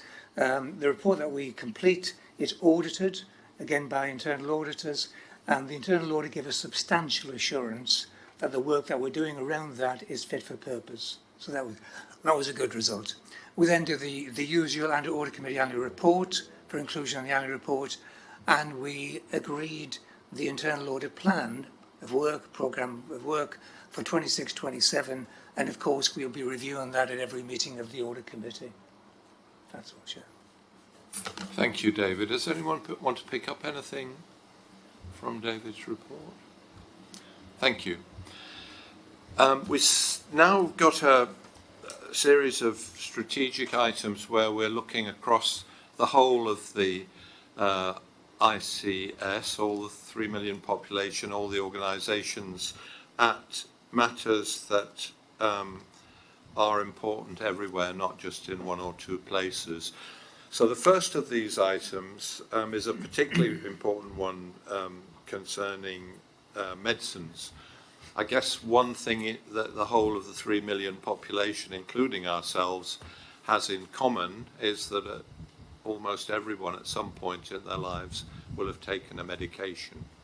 And as we know, medications save lives, they prolong lives, they improve quality of lives. They also have risks as well as benefits. And this is one of our biggest areas of budgets. And if you go into management business schools and listen to presentations there, very often there'll be companies talking about how they've saved money and improved quality at the same time. If you make that point to a health service audience, it doesn't usually go down well in my experience. They say it's impossible, we need more money. Well, this is an area, I think, par excellence, where by improving the quality of care and use of medicines for patients, you could actually have a win-win and save some money and release it for other areas of care.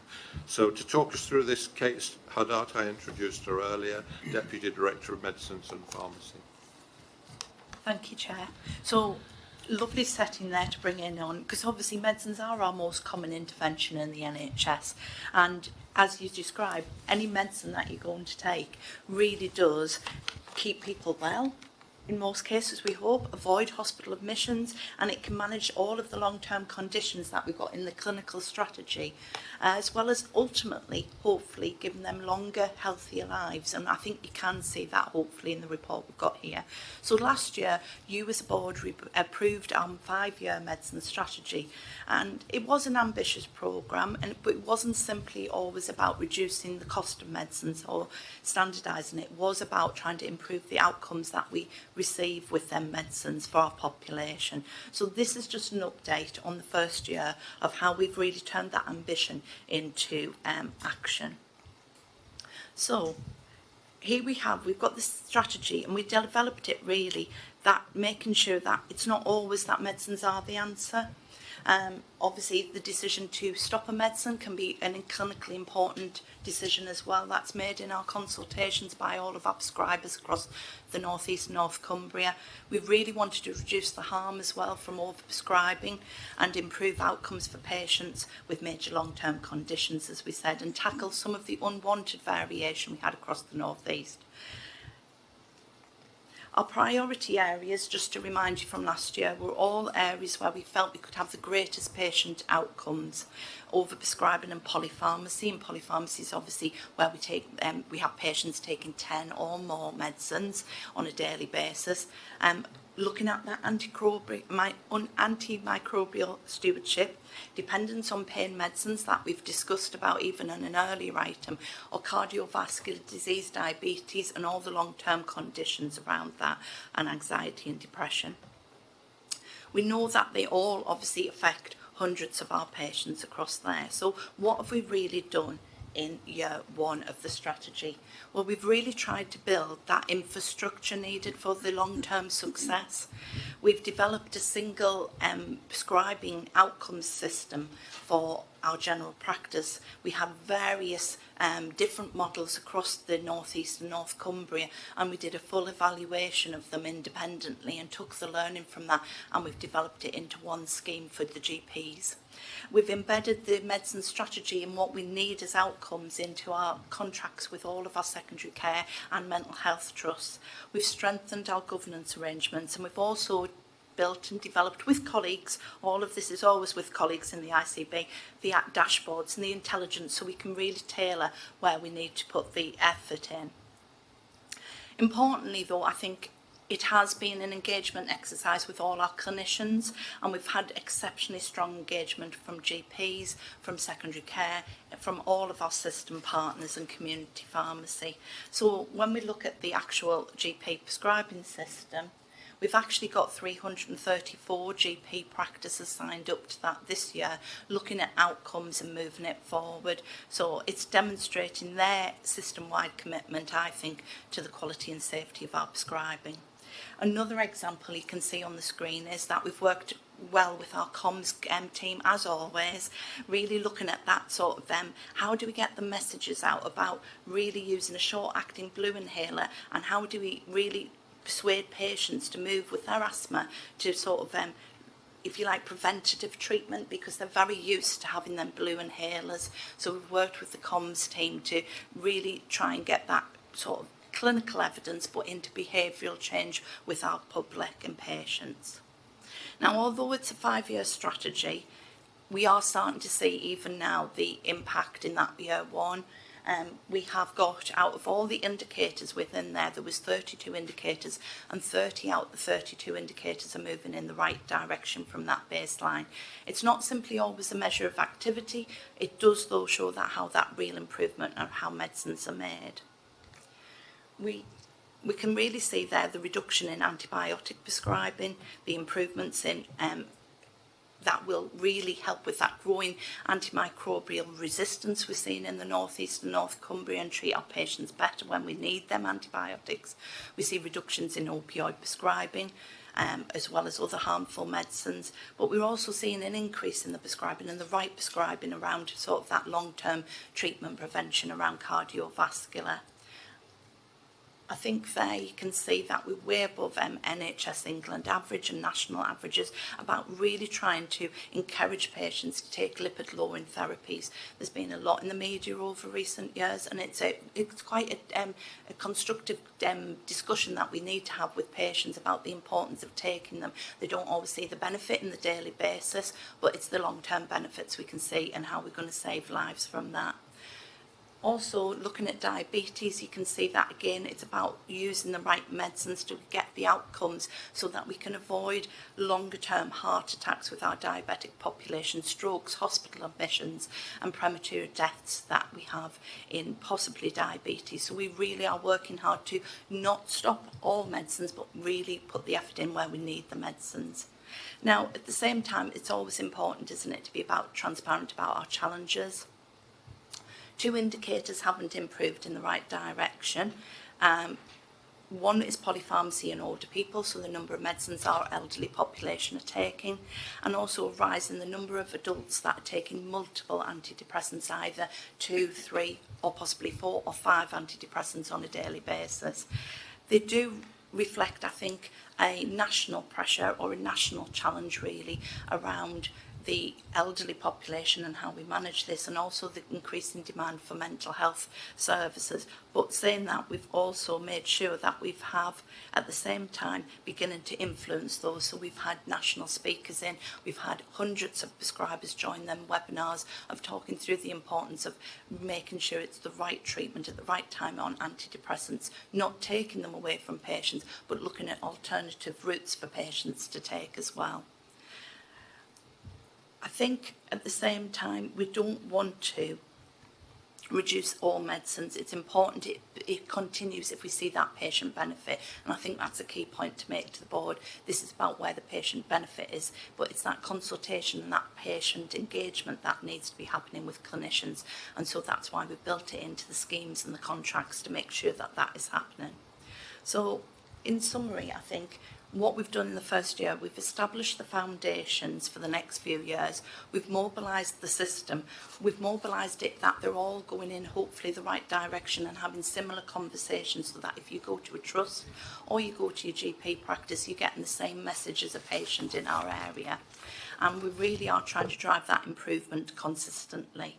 We've seen the early changes that it's going in the right direction. We've got another 4 years to go on this, and I really want to see that sort of movement again in the next few years. So I hope that the board can be assured that the medicine strategy has moved, if you like, from a plan on paper to actually moving in the right direction and seeing some achievement, and that we have embedded it with our clinicians, our providers and our partners across the North East and North Cumbria. Thank you very much, Kate. Sam? Just a couple of comments, and well, one comment and two correct. I mean, first of all, I just think what you've achieved in this last year is really to be congratulated, particularly given it's been given such a year of change for us, and I know the Meds Optimisation team have gone through a lot of change. So I think you know, yourself, you and the whole team are really to be congratulated. Just in terms of two questions, the prescribing outcomes scheme, you made it sound really easy and straightforward. It was really, really challenging. So your reflections on the learning from that, and maybe to share a bit more of that with the board. And then secondly, great to see all the indicators improved and the two that haven't and what you're doing about it. Are we confident that we're improving across all parts of the North East, North Cumbria, and that we're not getting any... We're particularly improving in the areas with the multiple deprivation at the same rate we're improving in Jesmond, for example, so that people are getting the same type of outcomes. It's not dependent upon where they live. Thanks, Sam. Kate, a brief response. I've got 5 people, so we will need to be brief and we'll get everybody in. Okay. Go ahead. So obviously, another session maybe for the board on the bringing in a prescribe and outcome scheme. Obviously, when areas have had historic modes of changing their prescribing habits, they're very used to them areas. So it has been a journey taking 330 odd practices with us, as well as all of the clinicians in that. I think it was a very useful evaluation because we looked at was the difference in outcomes for our patients from the different schemes, and we took the best from all of those schemes. But it has been a behavioural change project, dare I say, with our colleagues, of getting used to a different way of funding, a different way of looking at this, the different ways of support. So it has been a journey that we've been on, and I think we're still on that journey because we're obviously in the first year, and I think it's important we take the learnings even from the first year and we look to how we're going to improve the scheme for the second year. The second one is that we make sure that all our data is down to even GP practice data. We can get it at even prescriber level if we need it, so we track everything to make sure that we're not leaving any parts of our system behind. Sometimes we do need to offer more support into certain areas in our system. It can be because of capacity, it can be because of challenges they're dealing with in the local population, and we try to adapt it and support it in that way so that none are left behind. And the deprivation point? Deprivation, sometimes actually when we look at our such as the work we've done on over-the-counter prescribing and things like that, those areas sometimes actually better than our areas that have a more lucrative income into households. So it sometimes doesn't always match. Sometimes it's dispelling some of the myths around, such as when we've talked about lipid management and things. We have to sometimes target our messages in different areas and things depending on deprivation. Thank you. Claire Riley, Chief Corporate Officer. Thank you, Chair, and thanks, Kate. That was an excellent presentation and paper. And I have to say, I know the comms team love working with your team. And what is great is we can start to see the outcomes of that work as well, which is really positive. I've got a question around women's health. Obviously, looking at the statistics, we talk about overprescribing from an antidepressants point of view. Not within here, but we are aware that we tend to underprescribe from a HRT point of view. I'm just wondering, what can we do to really unpick that and try and understand that further to ensure that women are getting access to the right treatment? We've obviously done a piece of work anyway, because we can actually see from the programme we've done about women's health and that awareness, we're seeing the HRT actually growing. I think what we're hoping is, as part of the schemes that we've put in place and the work we've put in the contracts, is that as a lady goes in to see her GP, it's not automatically assumed that it's straight down an antidepressant path and that there are alternatives, and it's just really influencing it in that way. We're obviously tracking the data, but we are seeing that actual curve start, and we can also track data on, if you like, age groups. We can track it on also age and sex and things like that. So looking at that data, we're actually seeing an increase in HRT. We just need to now see a slight decrease in the antidepressants. It may be that most clinicians want to get the HRT established, and slowly antidepressants shouldn't be taken, off patients overnight. It's a sort of a slow progress to make sure that you don't cause any patient harm. So I think it's that transition we're in at the moment. I mean, the blue inhaler impact of that's brilliant. I mean, and to think that you did it in-house with the comms team rather than paying an agency a lot of money to do it. It's really impactful. David Chandler, Chief Finance Officer. Yeah, thank you, Chair. So maybe 2 commendations and 2 point-stroke questions. So I'll let you reflect on whether or not they're questions or just points. So the first one would just be to commend the overall strategy and the work that's been into that. I know the Chief Executive said the same, so just want to echo that. And secondly, the campaigns, that, in all my time across the region, they've always been of the highest quality, been really impactful, and they have fired the imagination of the public and got people talking. So keep up the good work as well, I won't say on that one. The question stroke points, well, the first one would be, I think we had a good conversation earlier about pain management. I think that's maybe just a really good example where we're looking at things such as drugs and community services. We look at them collectively in terms of what is the best way forward. And I know you don't work in silos, but I just want to reiterate the importance of that.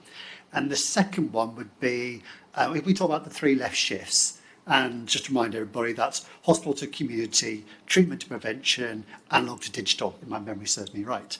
And that second one about treatment to prevention. So when you look at drugs, you often think about, well, how can they help prevent? And my plea would be, where we think that we can make a bigger impact on that prevention, we do that in a planned way. That we say, actually, as part of our lift shift, we need to allocate some resources in our plan into this specific area. It'll have this massive impact. We can compare that against other proposals in the plan and make sure that we're doing that in a planned and targeted way for the best for our patients and populations.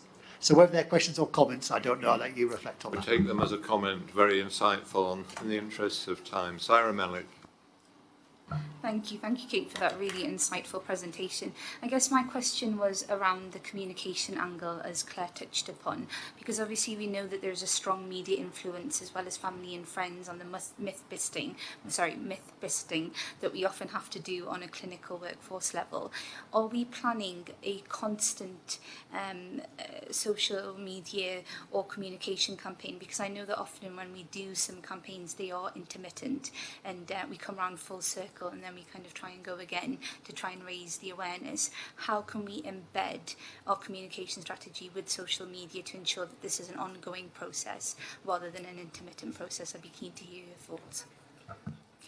Obviously, all of communications, the advice is sometimes to do little bursts, isn't it? Because if you do a message all the time in your social media, I can imagine people would, I'm the same, I scroll, I think, well, I've seen that 10 times. Sometimes you need it.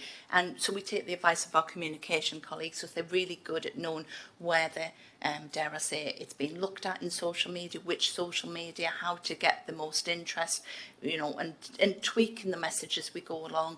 So we do look at all of the projects that we have. There's a myriad of messages we can get out to the patients in that way, and it's how you can tailor them to certain patient groups, because sometimes we don't always run our social media in all of areas. We'll target in different areas to run in that area where we know from the data that we need to get that message out stronger. Claire? Yeah, and just to add to that, it's about having that differential content in that sense. So you may have seen recently around some of the sexual health stuff that we've been doing and some of the influencers that we've been working with, unpaid influencers, I will add. So they're the sort of things and techniques that we're bringing through to all of our communications activity. And as Kate says, if there is a specific outcome required, short bursts sometimes are really helpful depending on the timings of things and everything else. But you are right, if you can balance that with that longevity of message as well, that does help too. So I think it depends on the issue, it depends on the case. But what's really powerful is the relationship that's been able to be built between the teams, which means that we can generate the impact that's required. And actually, that impact can very often generate savings as well. So that's really important link. David Stout. Thanks very much, Kate. Good report. One of the 32 indicators under the banner of overprescribing is elderly patients, 10 or more unique medicines. And I wondered if there's science around that 10, because I might interpret, if I was reading this, 9's fine, one more, 10 is not good. Whereas I might think the 9 have been appropriately prescribed and the 10th has been appropriately prescribed. So I wonder whether there's any science or anything you could comment around that, particularly as one of the 2 red indicators at the moment.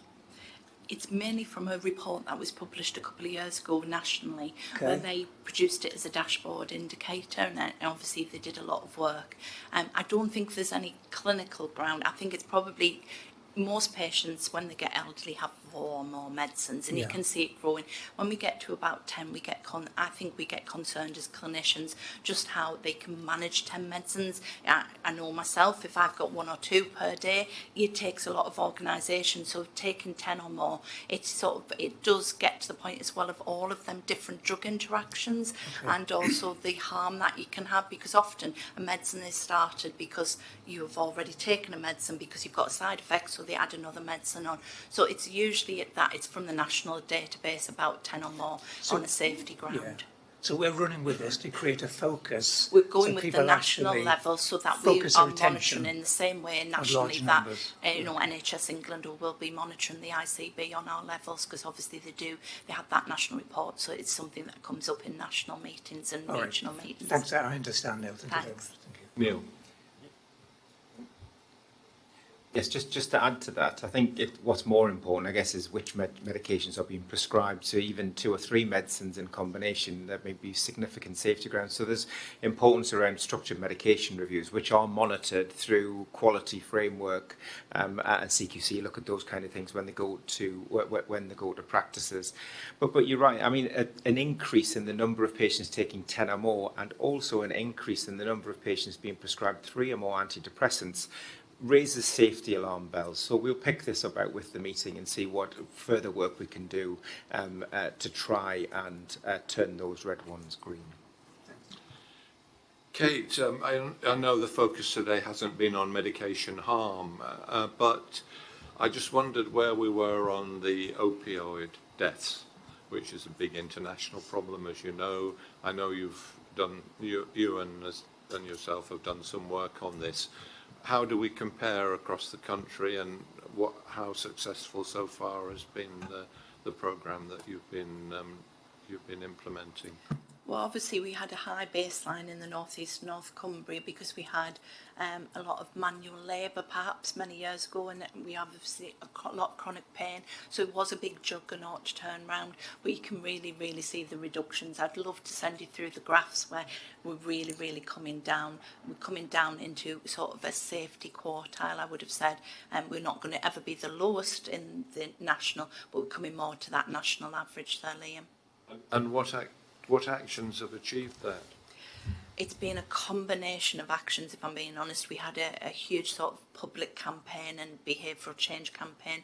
We've worked with all of our GPs. We've had, obviously, input into the pain jury that we've looked at. We've looked at mapping out so that patients are clear of what alternatives there are, rather than just going on to an opioid. We've had reduction clinics in hospital setting, community settings. So it's been a whole system change and a whole call to action across that system over a period of about 3 to 4 years now. Thank you. Neil? I think clinical practice has changed in this area as well, to be fair. There's been a lot of change in the willingness for GPs to start to prescribe higher dose opiates. In fact, even starting opiates in back pain, there's been a big cultural change. So I think that, as well as all the campaigns, have led to the reduction that we're seeing. Yeah, and the interface with alcohol has been a bad side of it as well, hasn't it? And certainly in other countries, anyway. Sam? Yeah, I just wanted to ask about pricing of drugs, and there's obviously been various things in the press over recent months around increased potential costs in medication. Are we starting to see, Kate, any of those risks come through? What would be the things you'd be most concerned about? Obviously, each month, community pharmacies throughout the month go to the national bodies and say where they can't get medicines for the price that they've agreed in a national price list. And usually they can be around 50 medicines, maybe 100. We are getting to record levels. I know we've discussed it with finance about and flagged it nationally that they are hitting all-time highs and costing a lot of money. So day-to-day ordinary tablets are now costing triple, maybe more, and it's having an impact of millions on the ICB this year. It's the highest we've ever seen the number. July is not looking any better. They can also be agreed retrospectively into the beginning of the next month. So even now, I don't quite know how July's costs are going to land, because they could be retrospectively agreed in maybe the beginning of August, and then obviously that price is applied for that month. It is incredibly hard for community pharmacies to source the drugs. It's influenced by many things outside of the ICB, but it's a national issue. But when you're a larger ICB with prescribing that is generic, i.e. the actual drug name than a branded name, it even hits you more. David Chandler. Yeah, thank you, Chair. I was going to raise this in my finance report, but I'll do it now. So from a financial perspective, and obviously I've been working very closely with Kate, traditionally for the last 3 or 4 years or so, cost concessions, as we call them, which we've just been describing, would be an approximately pressure on the ICB for prescribing budget around £2 million a month. So we've got that in the budget. Currently, it's running more like £4 million a month. Now, what we can't do is predict the future, because that could suddenly change tomorrow. What we're concerned about, if this continues at this rate, it effectively creates a £24 million, roughly, pressure on the ICB budget. So obviously I was going to raise it as part of the finance report. Now I can't say that's a recurrent pressure, it might be a non-recurrent pressure. This is a national issue, or an escalating national issue, so we've shared that and discussed that with our ICB colleagues. I'm in the process of raising that with Region. I'm sure they're well aware of it anyway, but it's about what do we do about that, because that is not an insignificant pressure that collectively the NHS may have to address. The other one I think Sam might be alluding to was the potential pressures from the US trade deal as well.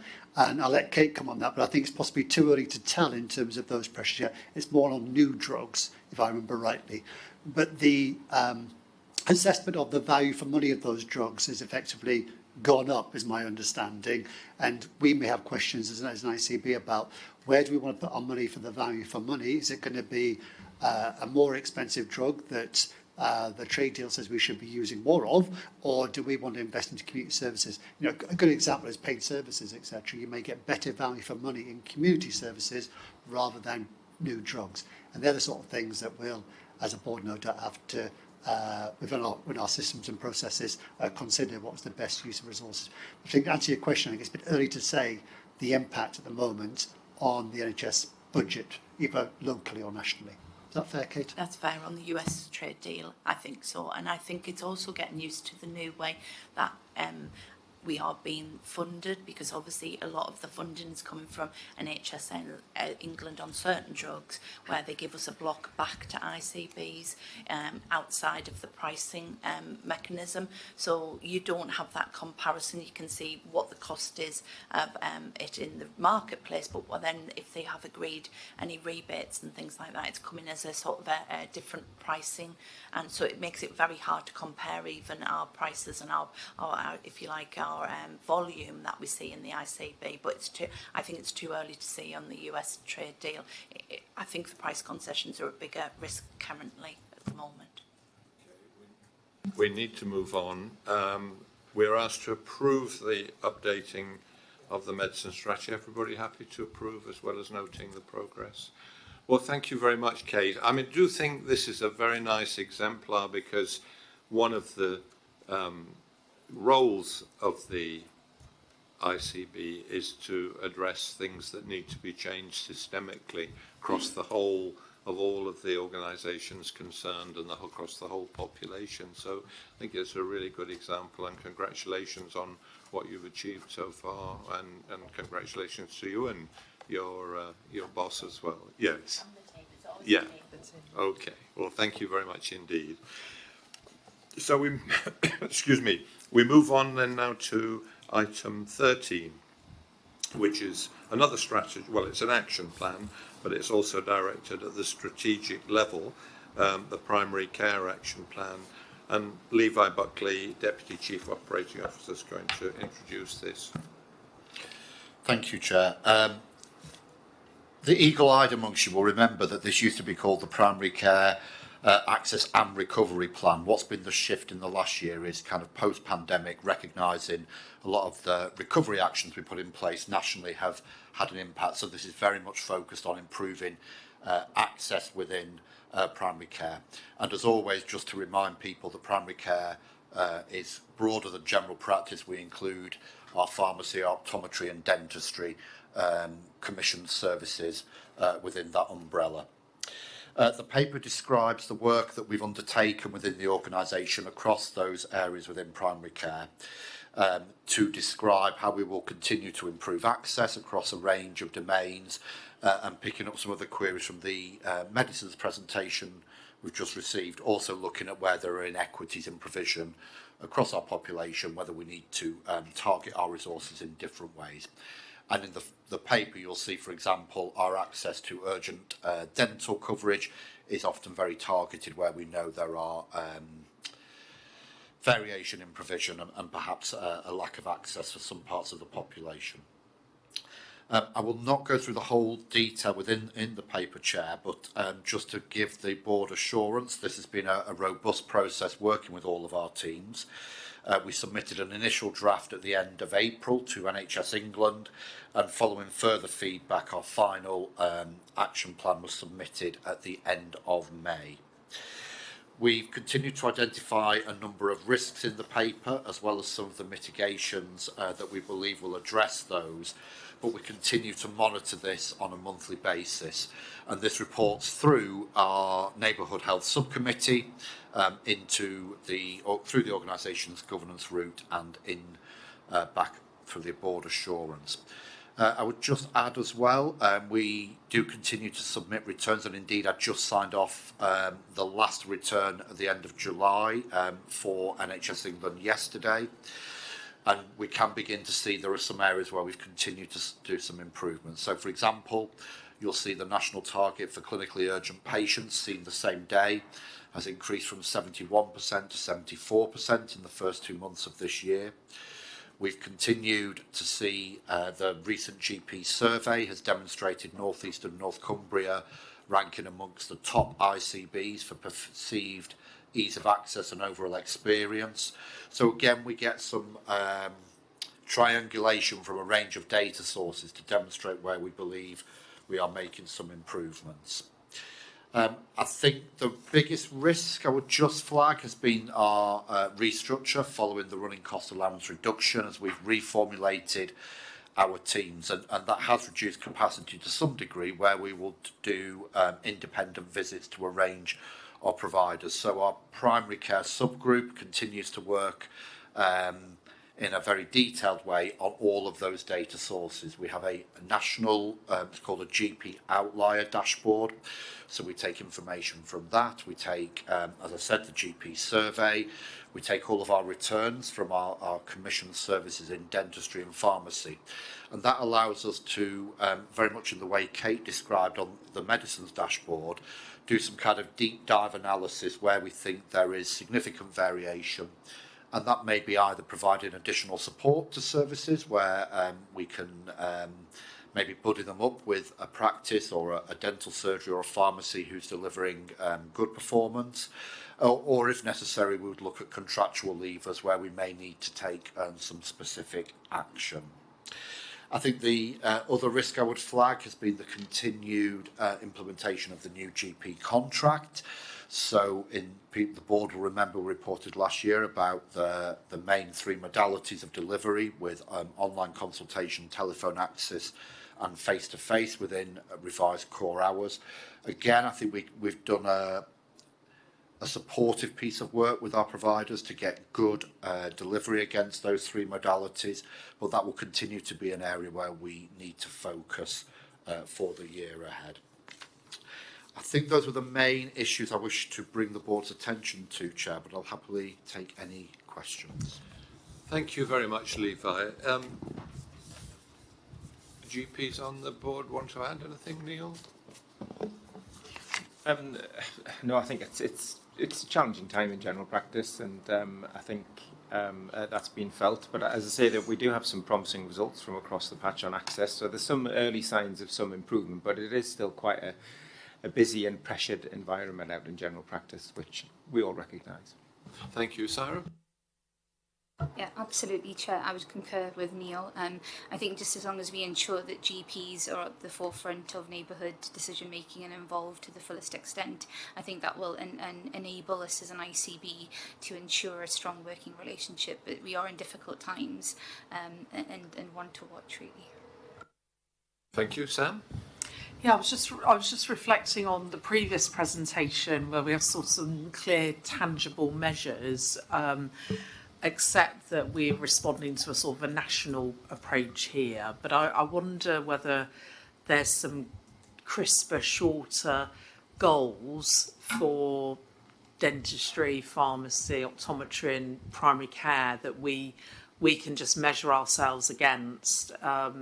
Because it's a bit difficult. It's a bit like seeing the wood for the trees, I think. I'd actually felt for the team working on this with the amount of paperwork and the returns and the spreadsheets. But just getting back to what are we trying to achieve? Have we done, where are we? What more have we got to do?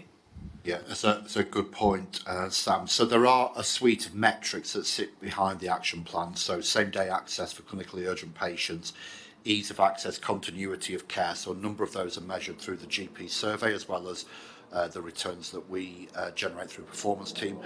Contracted urgent dentistry access delivery, and again we measure access at various points of the population and by age group. Adoption of new care pathways.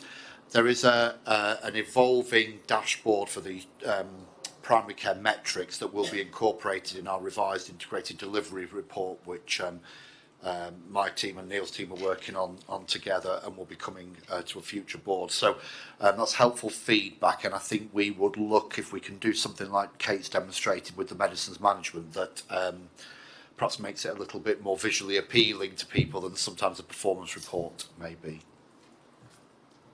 Thank you. Levi, we had a question from a member of the public in this area, and I think you were going to respond to it.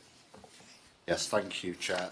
We received a query from a member of the public regarding GP practice in Tees Valley. It was only the last couple of days, so I've not been able to turn around a detailed response for today, but we will formally acknowledge the query, and as it relates to an individual practice, we will prepare a separate written response to the member of public query. Thank you. So is everybody happy to support this strategy and agree it's good? Thank you. Well, the next strategic item is on maternity services, and Hilary Lloyd, our Chief Nursing Officer, is going to introduce this, but essentially you probably wouldn't need me to orientate you on this item. I think the key point is that it started off with a review in one organisation of poor standards of care in maternity services, and then ended up being several other major hospitals. So it's clear that maternity services, there may be systemic concerns running right across the country potentially, and so I asked Hilary if she would just say some things about this at this meeting, but it may well be that we need to do some further work and come back for a fuller discussion. But over to you, Hilary. Thank you, Chair. So I just thought I would start by just describing the very two recent reports that's come out. The first one is the Ockenden review of Nottingham University Hospitals NHS Trust. Donna Ockenden carried out this review. It was an independent review into the quality of care. It looked at nearly 2,500 families, and it spanned over 12 years. That was published in 2026. The findings are really difficult to read, and I'm sure you have all looked at them. They're really moving, and they are really quite distressing. So I just think I want to point that out, because people will find them very difficult, both to read but also to understand. They relate to poor care, unnecessary harm, lack of compassion and poor leadership. And in addition to that, Donna Ockenden produced some immediate and essential actions. She has done a previous report, as the Chair has said, into Shrewsbury and Telford organisation, and came up with a similar plan. The implications, many are for the trust locally, but many are nationally, actually for the whole of England. In addition, Baroness Amos was asked to do an independent national maternity and neonatal investigation that reviewed 12 trusts across the country, and she gathered information again from women, from families, but also from staff and across stakeholders. That was much more rapid. That's been completed more or less in the last year, and identified again systemic issues across the whole of England.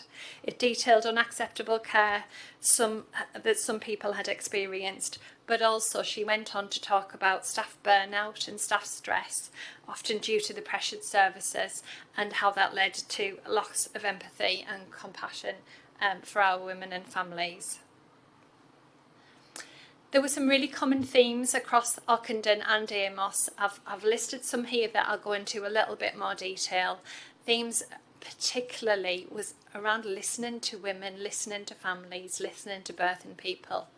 Some really big issues around health inequalities and how we are addressing those.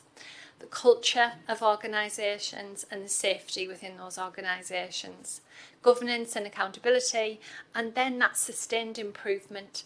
And one of the key learning from the National Review that really resonated with me, it said that national investigations had consistently found learning, as we've described, but actually they've not been embedded into practice. And I think that is a key issue for ourselves. So implications for us from North East and North Cumbria is that our assurance process must both identify the concerns and we need to measure the care that our women and birthing people are receiving, and that we sustain improvement in all of these areas. So the very rapid response from NHS England was to come up with a 10-point plan for maternity and neonatal services. It has gone out to all organisations, including ourselves, and all trusts and providers. It provides practical and immediate actions for all trusts that they must take. There's a nationally led task force, and that will oversee this assurance, and that trusts will be expected to submit this nationally. There will be an overarching plan that will follow towards the end of this year, early next year, on Ockenden and Amos, but the direction nationally is that we need to focus on these 10 practical points within this plan. So I'll allude to some of these in my presentation. Listening to women and families. Our aim is that we listen to all women and families, but actually they also actively influence how our maternity and neonatal services are designed and improved and monitored. This is a really important point for us as strategic commissioners, isn't it? We have a really active LNMS, which is the local maternity and neonatal system in North East and North Cumbria, and we've got representation from all of our providers on this. And within the LNMS, we've funded Maternity and Neonatal Voices Partnership. Many will know them as MNVPs, and they are service users. They are lived experience who work in all of our 10 maternity units and work alongside our midwifery and our obstetric staff. We have embedded service user representation in our governance. We have got lived experience within all of our staff training, and we've participated in an independent advocacy pilot. So this was an MVP for people who didn't want to access the one in their own organisation. So that was very independent, and it sat within the ICB. So there's some of the things that we've done, but we need to do more. Within the 10-point plan, there's the plan to roll out Martha's Rule. Martha's Rule is new to maternity services, but it's a call for concern or a second opinion request that any patient can ask for, and that will be fully rolled out, and we will support that. We need to further strengthen that service user voice, especially the hard to hear voices. That is a local issue for us, but also a national one. We're already working with voluntary sector, and we have an involvement and engagement lead who also leads our MNVPs, and we will work closer to ensure those hard to hear voices.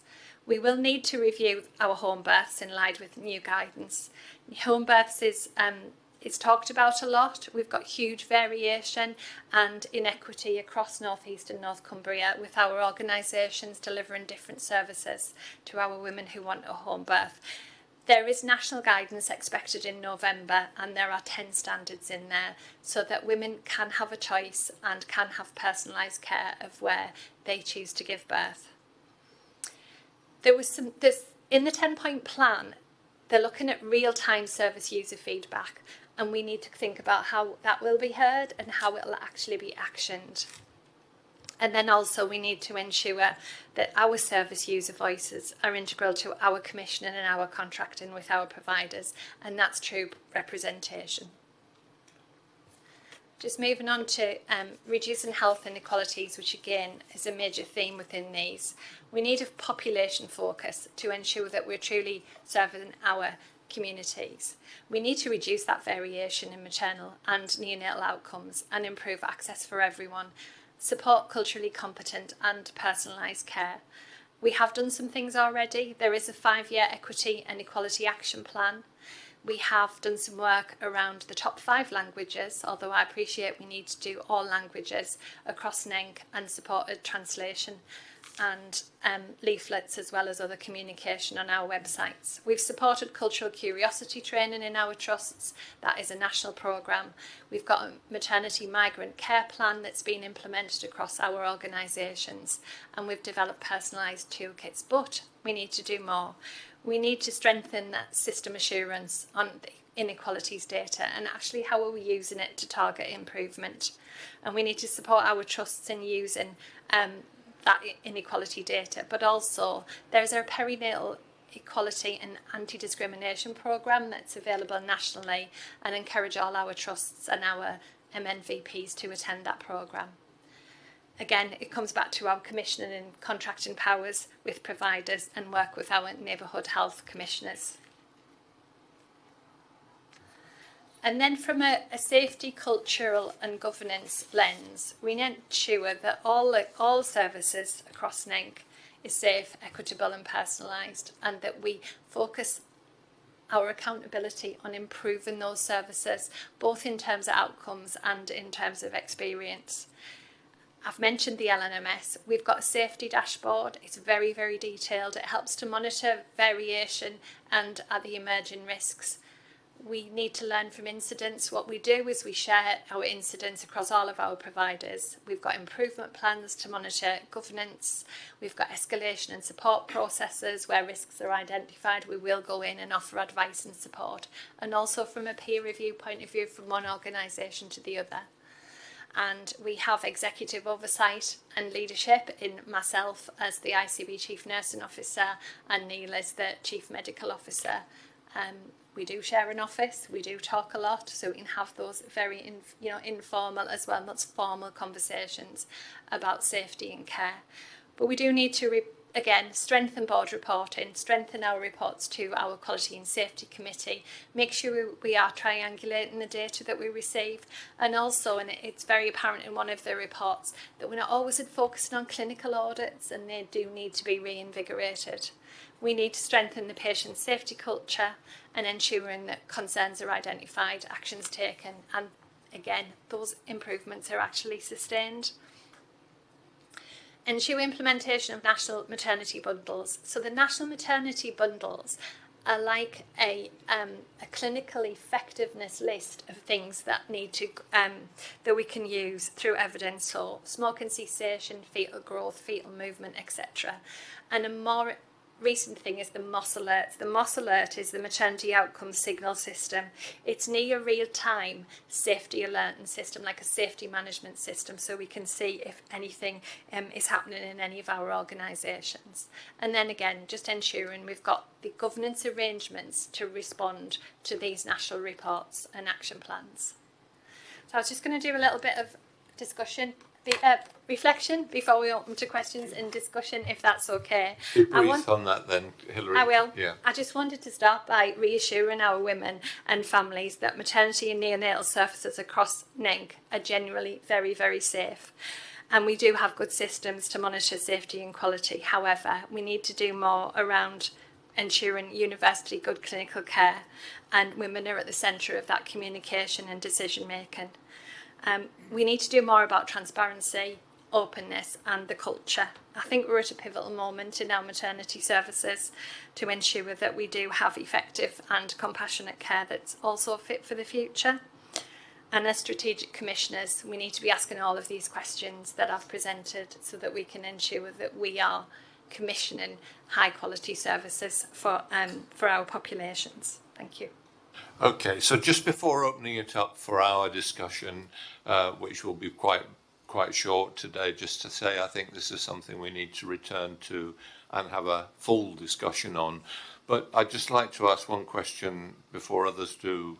Hilary, do you think each of our foundation trusts have, apart from the ambulance service, that have maternity care in their organisations, are asking themselves, reading these reports and asking themselves, could it happen here? And are they asking that question searchingly and not just in a tick box way? So what do you think?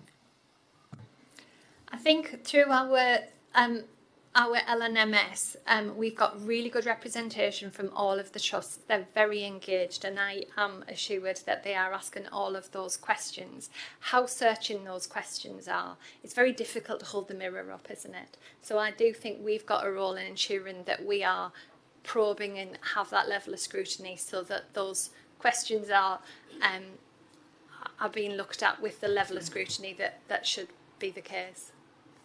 Sam.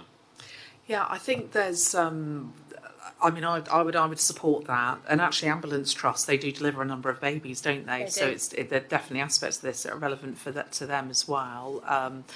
Certainly, the 10-point plan, we should be able to see the board level assurance for all of our trusts. So I think we've got some further work to do there, and supporting the providers.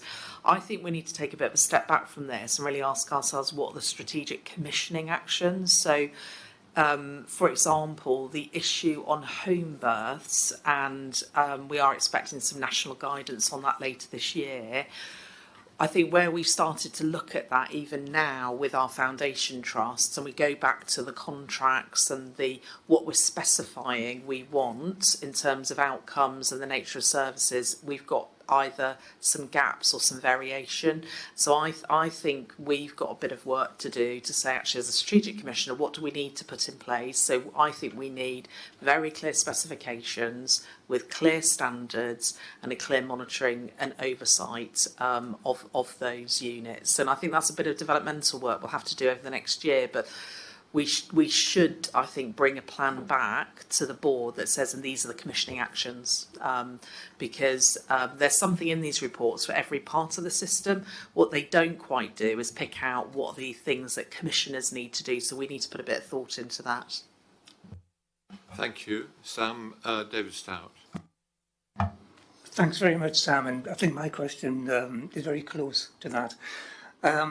I think, Hilary, the first Ockenden report, I think, included the fact that there was nothing new.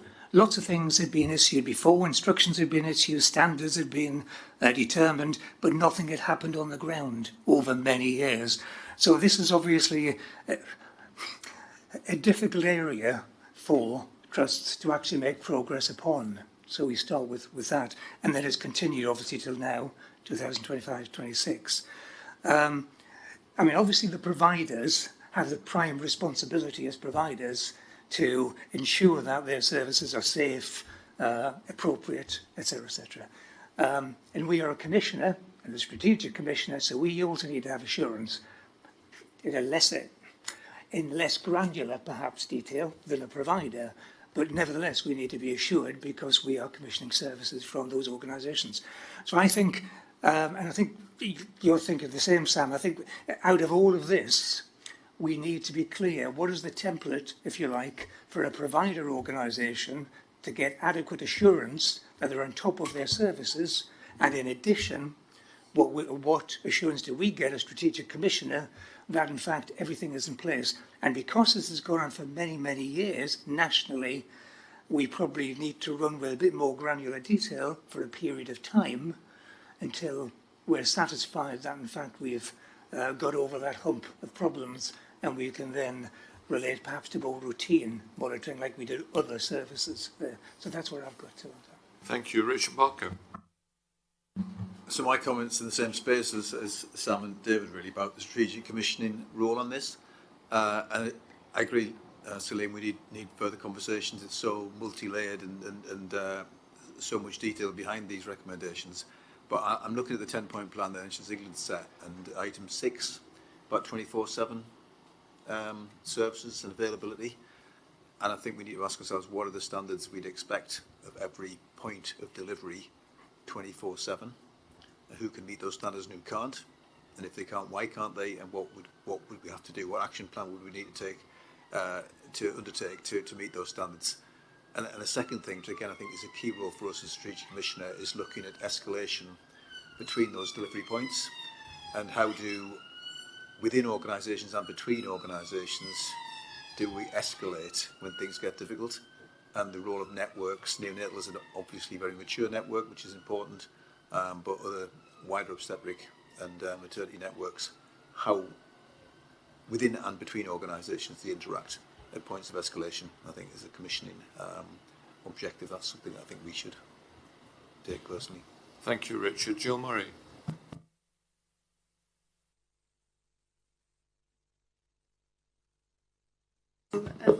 Sorry, the question's for Hilary really, but I do concur with what Sam and David said earlier about having a clear framework where we can compare apples with apples, because it is hard to hold a mirror up against yourself when this is your business.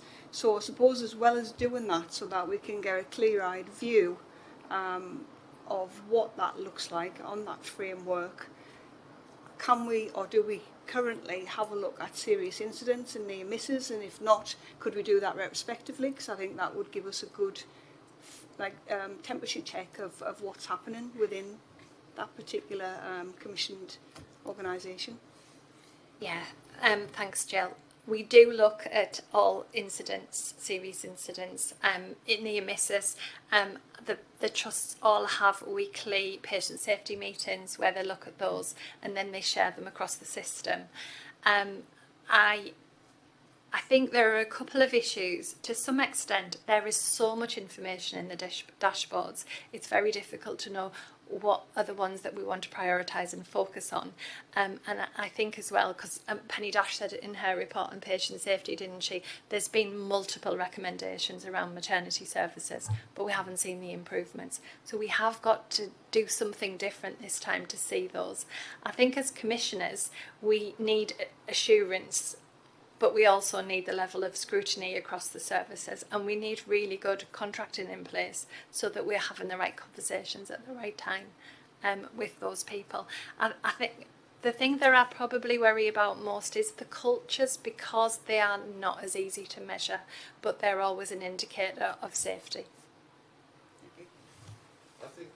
The other thing, Hilary, is I'm sure everybody around the table might think this, but when you see reports with this number of recommendations, some of them really long-term developmental things, it's difficult to envisage an action plan that doesn't end up fragmented and pursued by 20 different people instead of 2 or 3 that are absolutely focused on the change that needs to be made.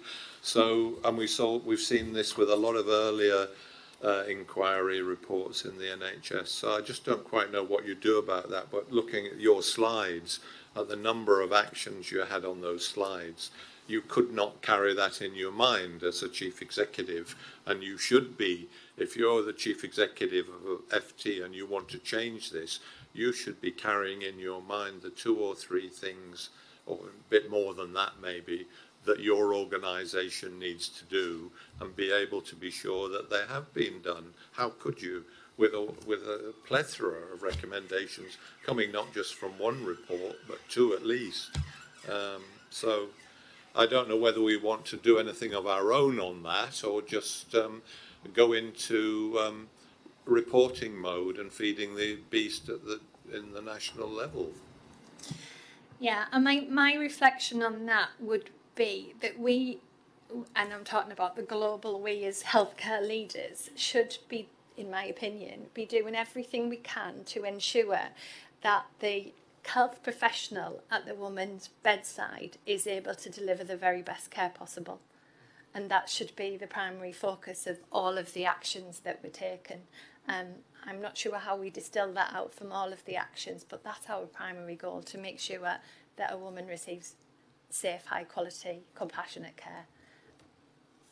Okay. Well, thank you. That was the first take on it from our point of view, Hilary. Thank you very much. And I think we should come back with a really structured discussion at some point, either in a board development event that we then report to this board, or in the board itself. But it isn't a 20-minute, half-an-hour discussion. It's a 3-hour event, rather like we had for the neighbourhood health discussion in our development event. Sam? Chair, if I may, I wonder whether or not this is a particular piece of work we take back through the Strategic Commissioning Committee, and I think really put the lens of what are our specific actions as a commissioner we need to do, and we could bring an update back to the board on that over the autumn. Thank you. We're break for lunch now, and just a half-hour break, and resuming at 1:30. Thank you.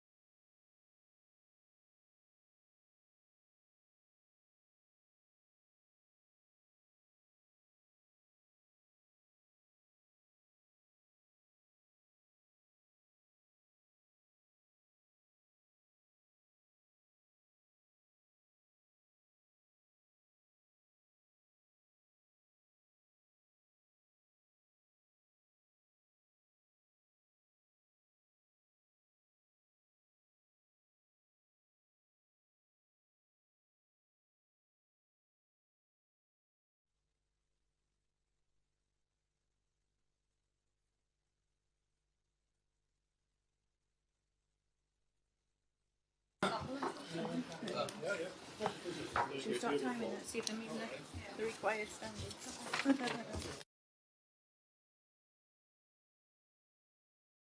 Welcome back, everybody. I think we're back online now, as well as here in the room, resuming the Integrated Care Board for North East and North Cumbria meeting on 29th of July 2026. And we had just concluded item 14 on maternity services, and now we're on to item 15, the finance report, and our Chief Finance Officer is going to give us that report. Thank you, Chair. So I will take the report as read. The report itself presents the month 2 financial performance for the ICB. It also includes, for information endorsement, the ICB's new accountability and delegation framework for budget managers. In terms of the main body of the report, the revenue plan for the year.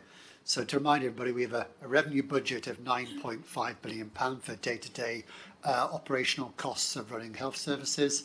At month 2, there is limited information to inform the financial position. So, for example, prescribing data, we received that 2 months in advance, and there are other risks such as contract performance, which wouldn't necessarily be visible to systems this early in the year. Notwithstanding that, we are reporting that the ICB is currently on track to deliver its revenue plan. And although it's not reported to the board formally, I can confirm that the month 3 position, which we reviewed recently internally, was in line with month 2, and break-even forecast has been reported to NHS England for month 3 as well. There are some material risks around the delivery of the revenue plan this year that I'll just remind members of or bring to your attention. We have discussed a few of these actually through the meeting itself. So the first one is around the growth in autism and attention deficit assessments. The budget this year is £29 million. Early indications are suggesting that due to new entrants and existing providers exceeding Q1 activity plans, we may need to take corrective action to avoid a significant overspend in this area. On prescribing, the biggest risk is around cost concessions, and we discussed that before the break, so I won't go into that again. And the last one is in the main is the efficiency plan for the year for the ICB. It will be later in the year before we can be fully assured that our efficiency plans around prescribing and in all age continuing care, which are around £20 million a piece, are being delivered as expected. But those delivery risks have been actively managed through the financial sustainability group of the ICB and the leadership group of the ICB. The running cost budget of the ICB, we are forecasting that due to vacancies, we will underspend that budget this year, so again achieve that financial duty. On capital, the ICB is a relatively small capital budget compared to the revenue budget. The capital budget this year for the ICB is £17 million. That's about 50% more than last year's allocation, and it's mainly to support digital and estate investment into community-based services, but especially in primary care. And we were working with partners to make sure we utilise that as much as possible. In terms of the main strategic risks I bring to the attention of the board, at the start of the year we had unmitigated risk that we were discussing earlier of around £31 million. At month 2 that reduced to £24 million. At month 3 it's reduced further to around £17 million. So we are identifying mitigations to manage that risk through the year as we have traditionally done. The risk rating of the ICB has recently been assessed by NHS England. The ICB, from a financial risk point of view, has been placed in the lowest risk setting. There are 4 categories, and I just bring that to the attention of the board for information. In terms of historically, we as an ICB have been part of a wider ICS, and although we no longer have that financial responsibility to ensure that the ICS, which is the foundation trusts in the patch, as well as the ICB, achieves its break-even total as a collective. There is nowadays, though, a regional control total, which covers the whole of the North and Yorkshire region. And NHS England will work collectively with organisations, foundation trusts and ICBs to support the delivery of that overall plan, and we'll work with them on that. As part of the report, I would like to bring your attention to the budgetary control and financial accountability framework, which we recently produced. We ask you to note and endorse that framework. It's the basis for strengthening financial accountability, budget control and delegated decision making in the ICB. It's been co-produced with the ICB's Chief Operating Officer. It's intended to clarify how budgets are owned, managed and escalated. It sets out the responsibilities of budget holders, subcommittees and the Leadership Committee, and reinforces that link between delegated authority and ensuring we have effective financial management in place. So I'll just ask you, as part of the recommendations, to endorse the use of that framework to strengthen grip and control, improve the quality and timeless decision making as part of delegation, ensuring resources are deployed to support the ICB's financial duties and other priorities. That's all from me, Chair, and happy to take any questions. Thanks, David. There was a question from the public relating to your area. Do you want to deal with that? Have you got it? I do, Chair. If you just give me 1 second while I find where I put it. Hang on. Typical. Yeah, I put that on, no doubt, turn up in 2 seconds. But thank you. So we have had a question from a member of the public, Jen Williams, and she's asked quite a long question, and I'll just take the board through that question. There was one part of the question which was quite personal, specific to her. I won't answer that in the board. But her 3 general questions were around ADHD and autism right to choose assessments. And she basically says that we've identified that as a significant financial pressure in this and previous reports. So could we, number 1, confirm the current funded allocation for right to choose ADHD assessments for this financial year, and has that been finalised with providers? So the ICB has a budget for both ASD, so autism, and ADHD assessments that was set at £29.5 million at the start of the year. That was approximately a 150% increase on the budget of last year, which was around £12 million. Most of that goes on independent sector assessments, not all, but mostly, and we are in the process of agreeing indicative activity plans, so effectively contract limits, with all our independent sector providers. And we've talked before in the committee today, in the board today, about that's an ongoing exercise as new entrants enter the market. At this moment in time, we have agreed in indicative activity plans with 75% of providers. That amounts to 90% of total spend. The second question was, what is the current restart timeline for right to choose ADHD assessments that were paused under indicative activity plans, given the ICB's January 2006 statement that said this would be reviewed in April 26. So activity was resumed on the 1st of April for providers who paused activity in January 2026. So in essence, if an indicative activity plan was exceeded, the clock restarts on April the 1st. The last question was, how will patients referred during the pause, e.g. referrals made earlier in 2026, be prioritised when assessments resume? And generally we ask providers to focus on those who have been waiting on the longest on the waiting list, and obviously take a clinical triage point of view as well. Okay, so hopefully that answers the 3 questions. I'm sure we'll put that into writing back to to Jen as well. Thank you. David Stout. Thank you very much, Chairman. Thank you, David. Good report, clear. 2 questions from me around risk, and they both relate to secondary care provider contracts, so the contracts with us. I recall that there was a move away from block to cost and volume, and maybe cost per case, for all I know. Is that still the direction of travel? And if so, when do you think it may hit us? Could it hit us this year, or do you think it's next year, or further down the track? So that's the first question. The second question is, I know there's a requirement to rebase contracts, and we talked about that previously, to see whether we are adequately recompensing providers for their costs, presumably against the national tariff. How are things going on that? And again, if that does potentially destabilise us, when would that likely destabilise us? Is it it's presumably not this year, I hope. Maybe it's next year or the year after. Yeah, thank you, David. So The first question was around the move to activity-based contracts and away from blocks. So there has been a gradual progression towards that. The main things that are activity-based contracts at this moment in time are around elective care in the main, so first outpatient appointments and other follow-on procedures that may come from that. Follow-up outpatient appointments are not part of counting mechanisms, they are so blocked. So that's in place now. We, as you know, we put in place contracts with all our providers that we believe provides the right level of activity that is required to be commissioned, and we manage that via contract meetings. There were a few organisations where actually we agreed with the provider that actually you could argue part of rebasing, we were actually commissioning more than we've got or paying more for, and we built that into a number of acute provider contracts to take account of that, so we don't, if you like, pay twice. However, we will need to monitor actual performance and actual demand as part of our contract mechanisms.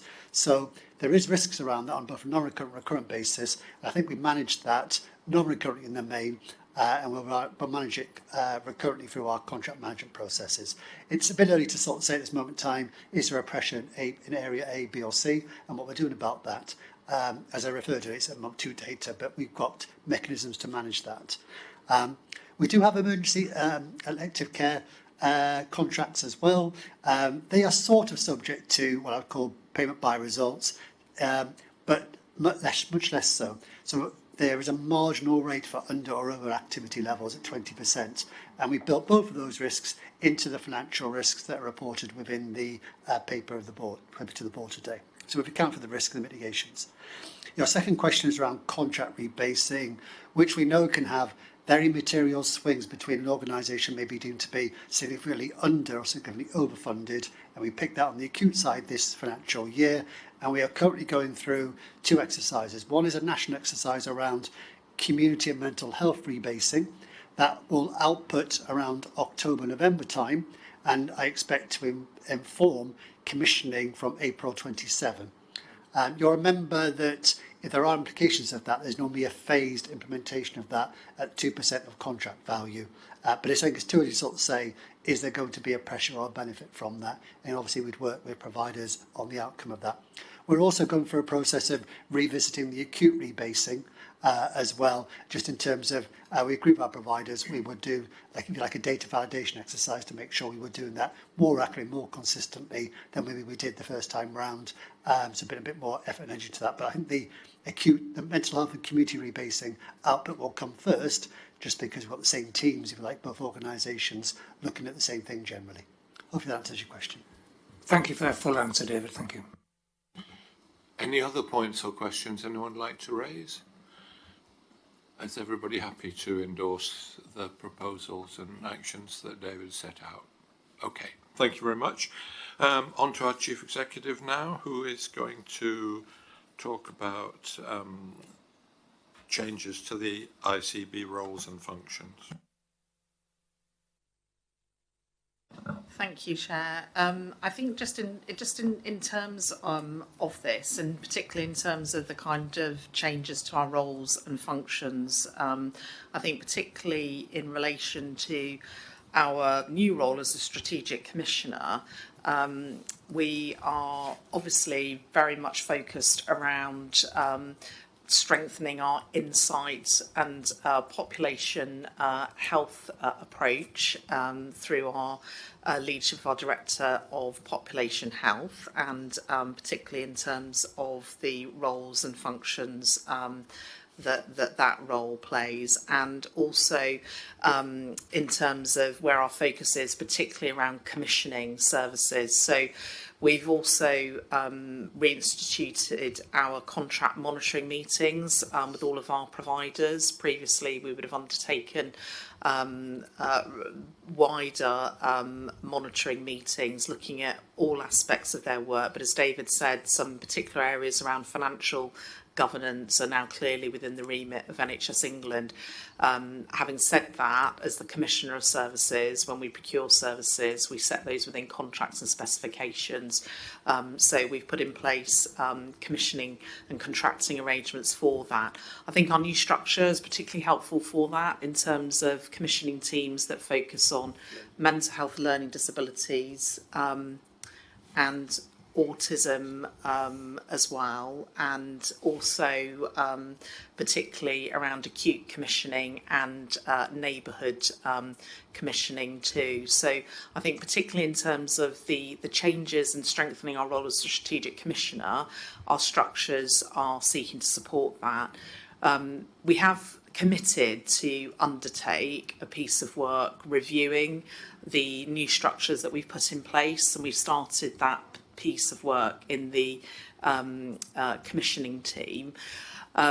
Colleagues will recall that when the blueprint for ICBs was published last year, which there's been a further addendum to, we've when the blueprint was originally published, there was initially a view that we could transfer a number of our responsibilities, particularly around areas like all-age continuing care and safeguarding. We haven't been able to move those statutory responsibility changes, so we've retained those. So I think in terms of our structure, Chair, we have implemented changes to our structure to reorientate around strategic commissioning whilst retaining the statutory functions that are expected of the ICBs. Okay, thanks very much, Sam. Are there any questions anyone wants to raise? I think some of you have been more deeply involved in this. Okay, that's good. Thank you very much indeed. Now on to another substantive strategic item, neighbourhood health, and our Deputy Chief Operating Officer Levi Buckley is going to talk us into this. Thank you, Chair. And it feels like this is really timely. We've touched on neighbourhood health, I think, through a number of our discussions today. Particularly, I think, as we see it as the delivery vehicle for a lot of what we want to achieve and our partners we need to achieve over the years ahead. I've got about 6 slides. I'm going to try and go through fairly quickly because I think it's the discussion that will add the most value to our work as it develops. But I'm aware, with some new colleagues joining us today, it might be useful to just set the scene of where we are within North East and North Cumbria. So the first slide, I think it's worth reinforcing that the national agenda on this was an initial 3-year strategy that took us up to 2029. It sometimes feels like we need to achieve all of our ambitions around neighbourhood health and the left shift in the first 6 months of the year. But really this first year, 26-27, excuse me, has been about ensuring we've got the strong foundations for both what we commission strategically in the future and how our partners provide that. On the left-hand side, we've had a lot of debate within the organisation about that balance between reducing demand and outcomes. And I think I'll own this, but I think it's fair to say most of my colleagues would agree with me. Really, our focus here is about left shift, so that out of hospital, community-based, early intervention and prevention, and targeting that probably 1% cohort of the population who have multiple conditions, comorbidities, where we know we can make meaningful impacts. And if we get that right, that focus should be on improved outcomes and experience for those people, which will have the impact of reducing hospital demand, ED presentations, 111, 999 calls, and that burden of disease where we're treating people in a more acute phase. So I'm just trying to reinforce it's very much about doing the right thing for the population has the knock-on of reducing unwarranted demand rather than that other way around. You'll also see on the left-hand side that focus very much on data evaluation, and we've heard from colleagues today, the Insights and Business Intelligence team have done a huge amount of work on improving our analysis of what we know about our population. We saw some of that when Kate talked about medicines management earlier. And we, through our it's called Discoverer tool, we can slice and dice the population data in numerous ways, particularly whether we want to get down to general practice, locality level, or indeed across different diseases or age profiles. So we can really get a very detailed analysis of our population to say where we should be targeting our work. And we're working very closely with our directors of public health, who obviously have a lot of the similar data within their organisations. On the right hand side, you can see the longer term focus on here. So this is about where do we want to get by March 2029.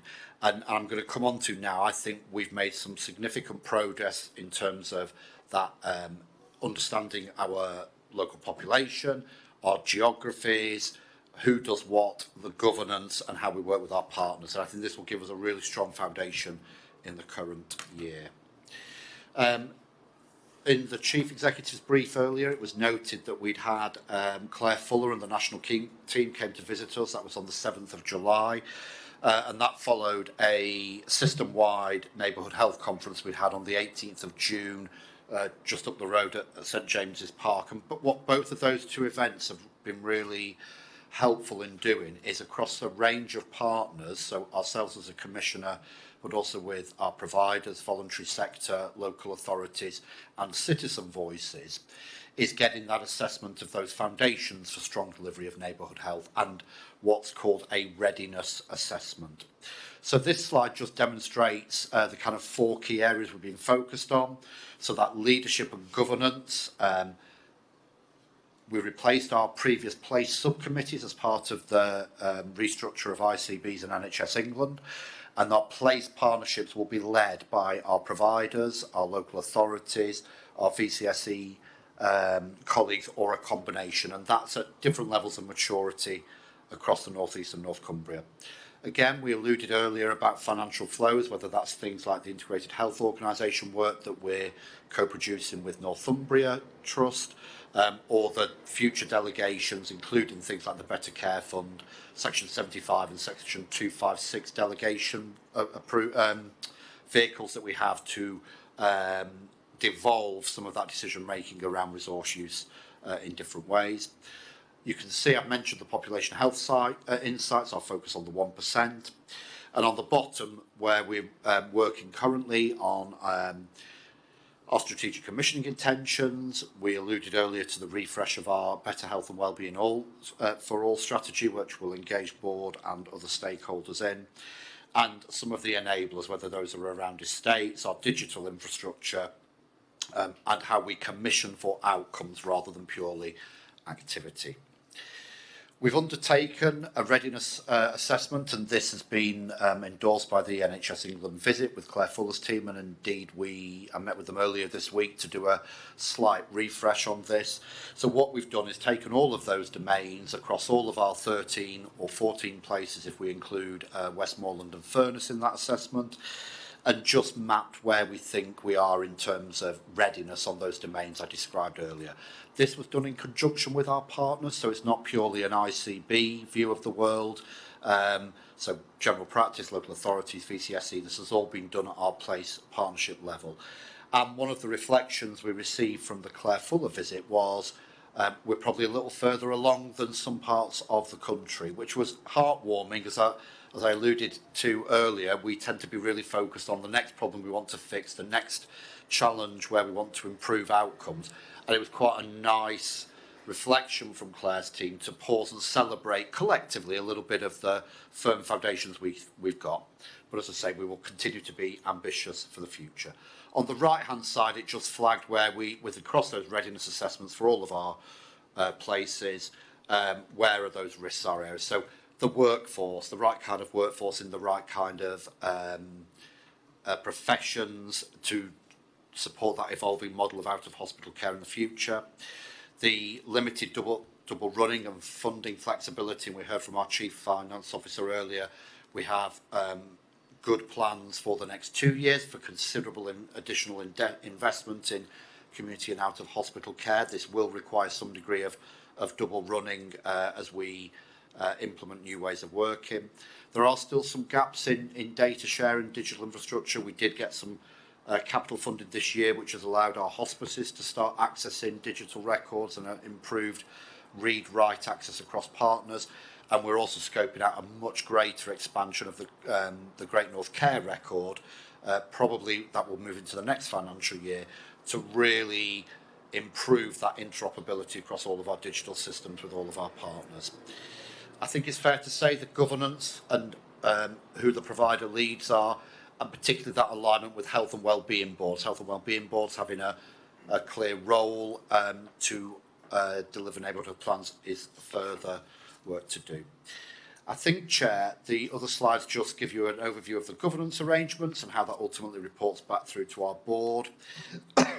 And on this penultimate slide, I've referenced some of our insights work.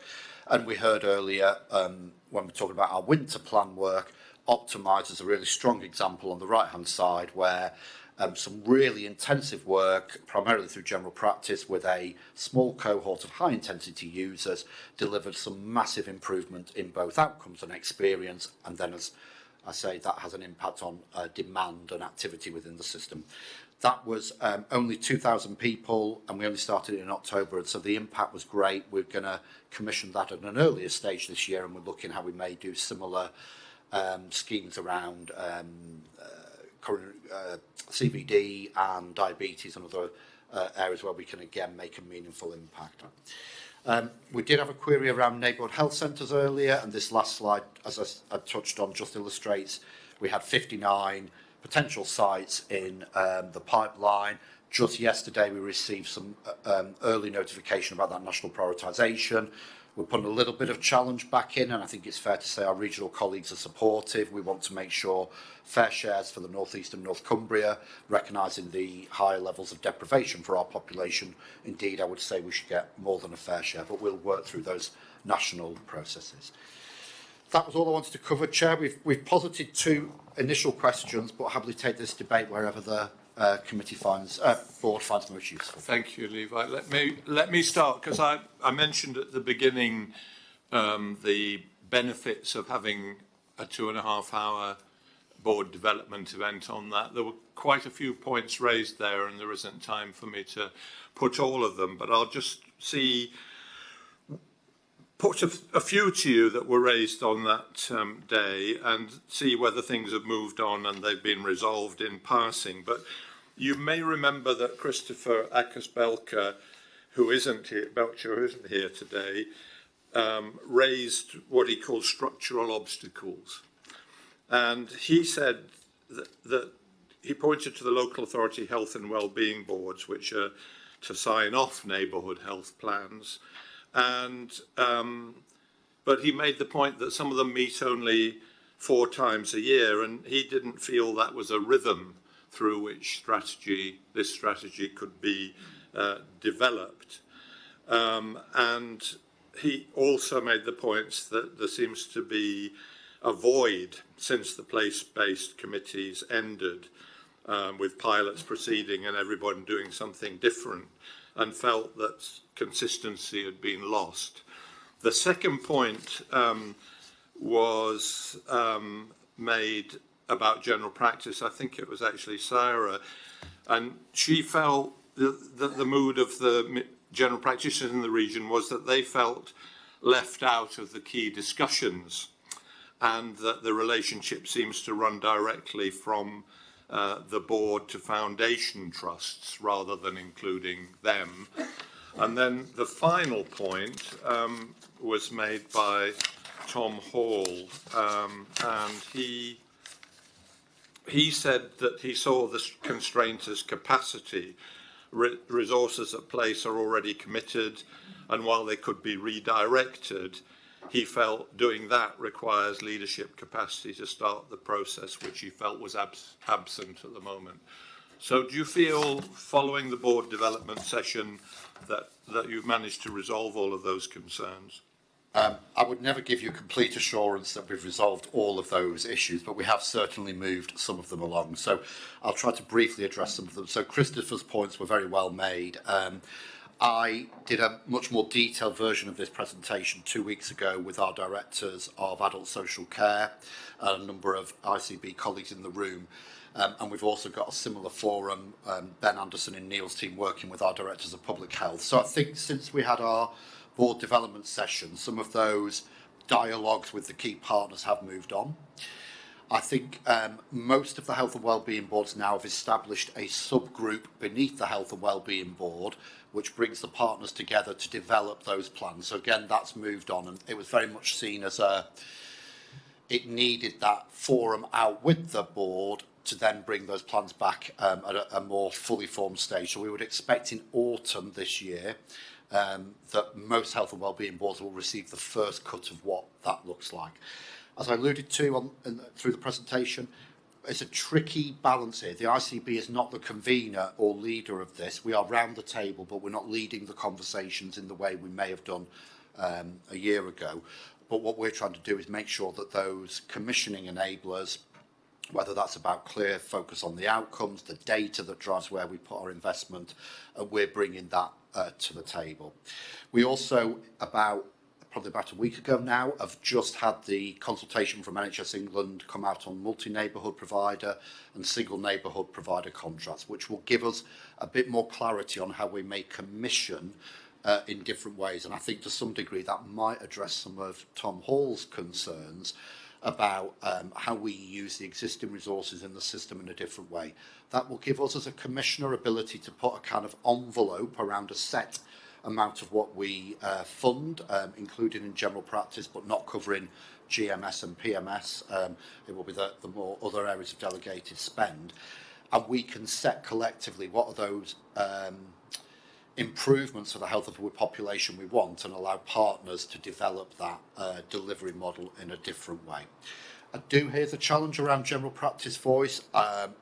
I think if you were to ask the Foundation Trust, if you were to ask VCSE, they'd all say somebody else's voice is louder than theirs. So it's a juggling act at times, how we make sure we get fair representation.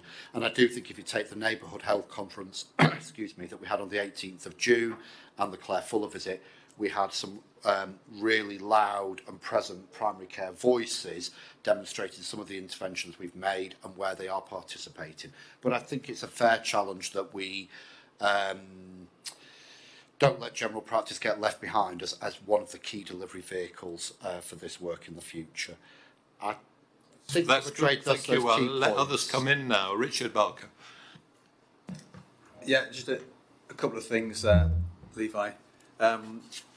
Firstly, I'm sure this is in there somewhere, but just want to re-emphasise the importance of building in evaluation from the start. So it's a baseline assessment. Whatever we define the neighbourhoods to be, what is the baseline position on all key metrics? Typically, AD admissions, ambulance requests, primary care attendances, just all that stuff. Because then they define what difference do we expect to make, and over time, is it making that difference? Inevitably, everything won't work. Some things will work well, some things won't work so well. But without that evaluation, we kind of don't have that clarity about what we're trying to achieve and how we measure it.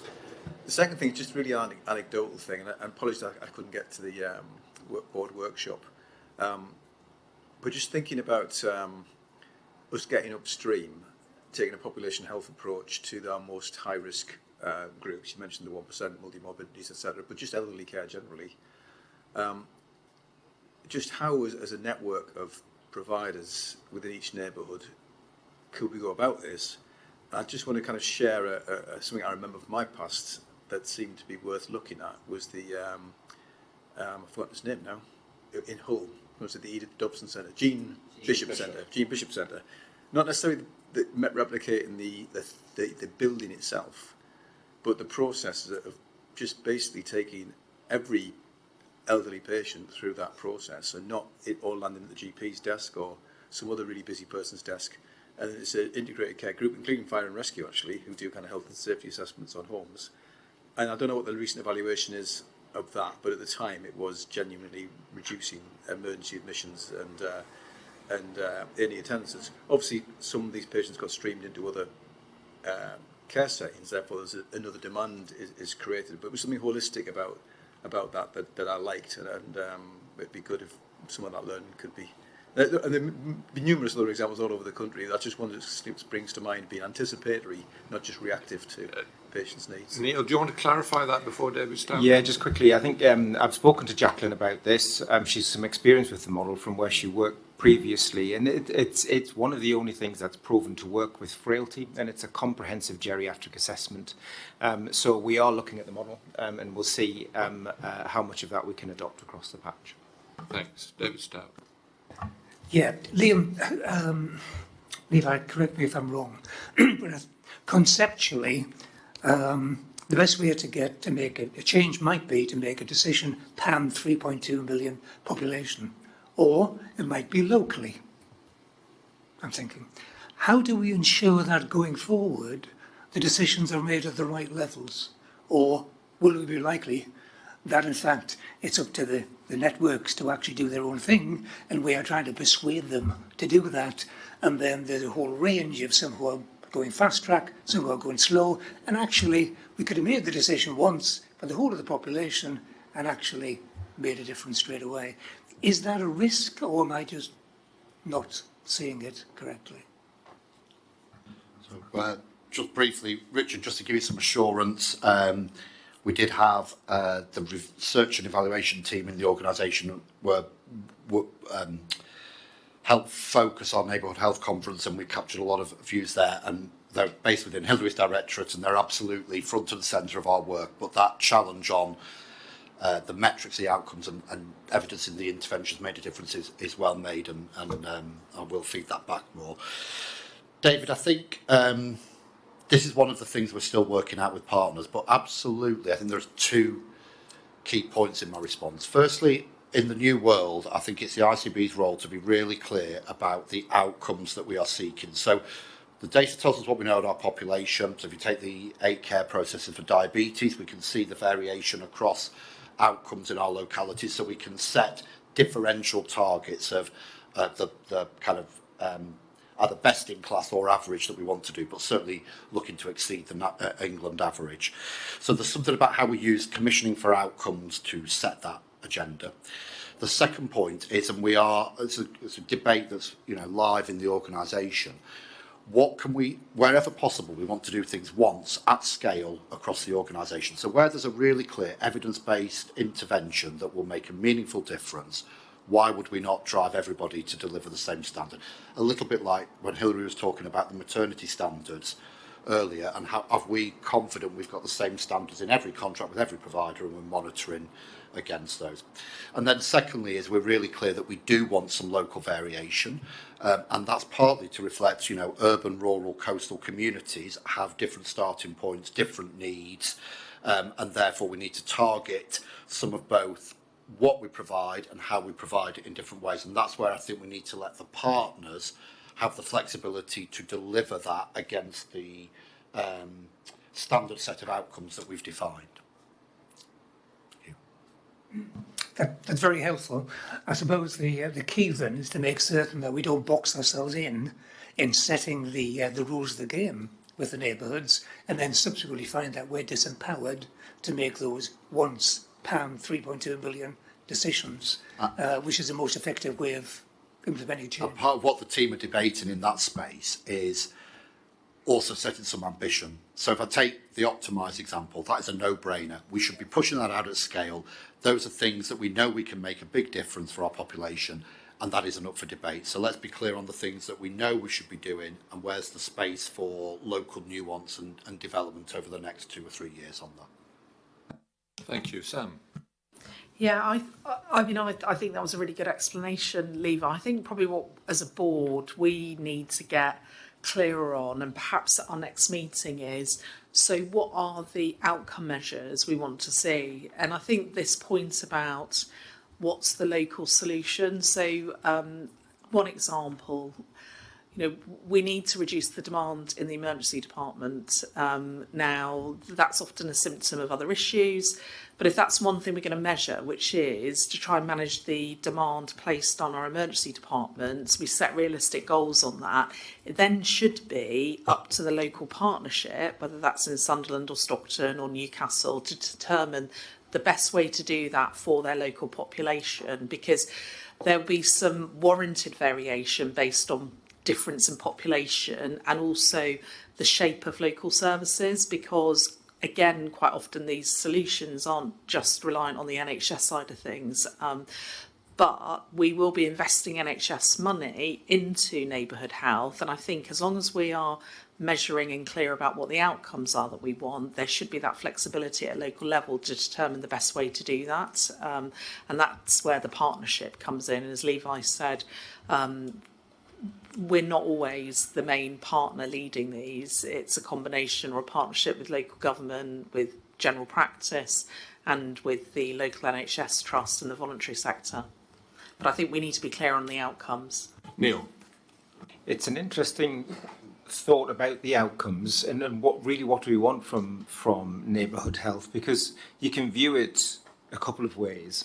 Is it a mechanism for helping the NHS manage demand, or is it a model to improve local health priorities? The answer is both. And if you improve one, and they're not mutually exclusive, but they'll be very different for each neighbourhood. So I think the point that you made, David, around what we're going to do across, if we look at our clinical condition strategic plan, look at the priorities within that, then you could look at delivering care for those big hitter conditions in a relatively consistent way across all. But then we need to be intelligent enough to give our neighbourhoods their health profile and say, you know what, these three things, if you improve those three things, that would have this impact for your population. And if we can't do that for neighbourhoods, then what's the point? We may as well just commission across the North East and North Cumbria. So I think depending on the neighbourhood health profile will depend on what outcomes we're looking for, because it's not good that everyone bowls up at the emergency department all of the time, but some areas that might not be a problem for. So there's a big piece of work about getting our information in the right place so we can provide neighbourhoods with the tools to do it. But there are conditions, so diabetes care, for instance, should be delivered well and out in the communities in all of our places. So I think we just need to do some work, and there's so many conditions you could look at for this. We're going to have to phase it. We can't do everything all at once. Can I just pick up Neil's point? Because I was going to, well, I'll put it in a direct question, but will it be more difficult with a neighbourhood health governance structure and the parties that are participating in it to ensure that every diabetic in the 3 million population gets the 8 evidence-based interventions, that all bowel cancer is diagnosed rather than current 20%, 60-70% of bowel cancer is diagnosed at stage 1, and a very high proportion of people with hypertension are recognised and have their blood pressure controlled to safe levels. Is that easier to do with our present or our past arrangements, and will it be made more difficult by neighbourhood health governance structures? I mean, I may look to our Chief Medical Officer for a view on this, but I mean, I think that's the $64 million question here. It's easier to commission at scale, as we were saying, perhaps with some of our big providers. But what we can see already is huge variation in the outcomes, if you take like the diabetes care processes we were talking about. So doing it at that scale doesn't necessarily improve those outcomes. Where we've seen, like in Durham, where we have got some pockets of good performance, is where general practice have been much closer to it, that community way of doing it and personalisation. So it's a combination of our contractual levers, what we commission and how we commission it, but it's also a factor of how that's being delivered. It takes a practice with somebody who's really dedicated and passionate about a particular condition to drive the team to deliver things in a very proactive, anticipatory care and focused way. And I think there is variation, Liam, in how that is done at the moment. You might get some enthusiasts doing it, but it wouldn't be across the whole ICS. And again, that's back to our contractual levers, payment following results, and that's kind of where we need to take this outcome-based commissioning next, I feel. Neil? Yes, I mean, I would agree. It's maybe easier for us as a commissioner to do it once, but it might not get as effective results. It's going to be more difficult to bring people together and but hopefully the outcome will be better than what we can do across the whole patch. Are there any other comments or questions on this item? Otherwise, it's a regular visiting of this topic, I think, at future board meetings. So, thank you very much, Levi. It's a very clear and helpful presentation. Moving on now then, where are we? 16.2, Claire Riley, Chief Corporate Officer, on the Fit for the Future Involvement and Communications Plan. Thank you, Chair, and I will take the front sheet and also the presentation as read. Sorry. I wanted to bring this here to board just to garner support from the board for a system-wide shared communications and involvement approach. Now, this is quite different compared to any other region. That is because we see the importance of working together across our NHS partners to really strengthen the narrative of the NHS in our region, but also both public trust and also support for service transformation. Much of what we've heard today, actually, you would have heard the impact that involvement, engagement and communications has had on either the service delivery or the importance of hearing a patient voice or group of patients. We've got some great examples of where listening to our patients has really transformed or influenced our strategies, whether or not it's our overarching Better Health and Wellbeing for All plan, whether or not it's our women's health strategy, and we can go on about dentistry as well. We've got a range of different examples. We've heard also about the citizens listening event that's had an impact on pain management as well. And actually we do an awful lot of engagement. But what we don't necessarily do is an involvement, and what we don't necessarily do is position it as a broader picture of how the NHS is evolving. Very often change in the NHS is seen as a negative rather than a positive, when in fact change in the NHS is designed to provide better outcomes for patients. So what we've been doing is working with the Provider Collaborative and NHS partners to really look at how can we collaborate based on a history of good collaboration across the involvement and communications environment, but really how do we look to collaborate, which hopefully and realistically sets the scene for ongoing change in the NHS. And that's off the back of a large government exercise 18 months ago around change in the NHS, recognising the importance to support the 3 shifts. We've also heard today around the development of the strategy or the revision of the strategy. And actually, as we are developing plans, as we are developing our commissioning intentions, and have developed our commissioning intentions, it's really important that we can demonstrate that we've listened to the public and we are responding to, yes, their needs from a data point of view, but their views from what we've heard. And being able to do that builds trust. It builds confidence in our services also. And at the moment, we are relying on reading a public satisfaction survey, which is a national survey done every year around the NHS. But we know that that doesn't necessarily give us the insight that we need to shape the future of services, but also respond to the needs of our population as well.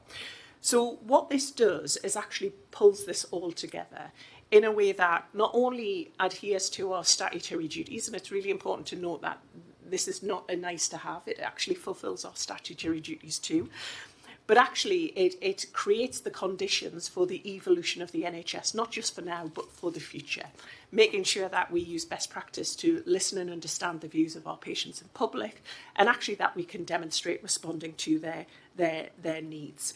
What we also know is that there's actually a perception and reality gap across the communities, whether or not it's being driven by national headlines and what's happening elsewhere in the country, or not. And what is really important, that we take ownership of our narrative in our region.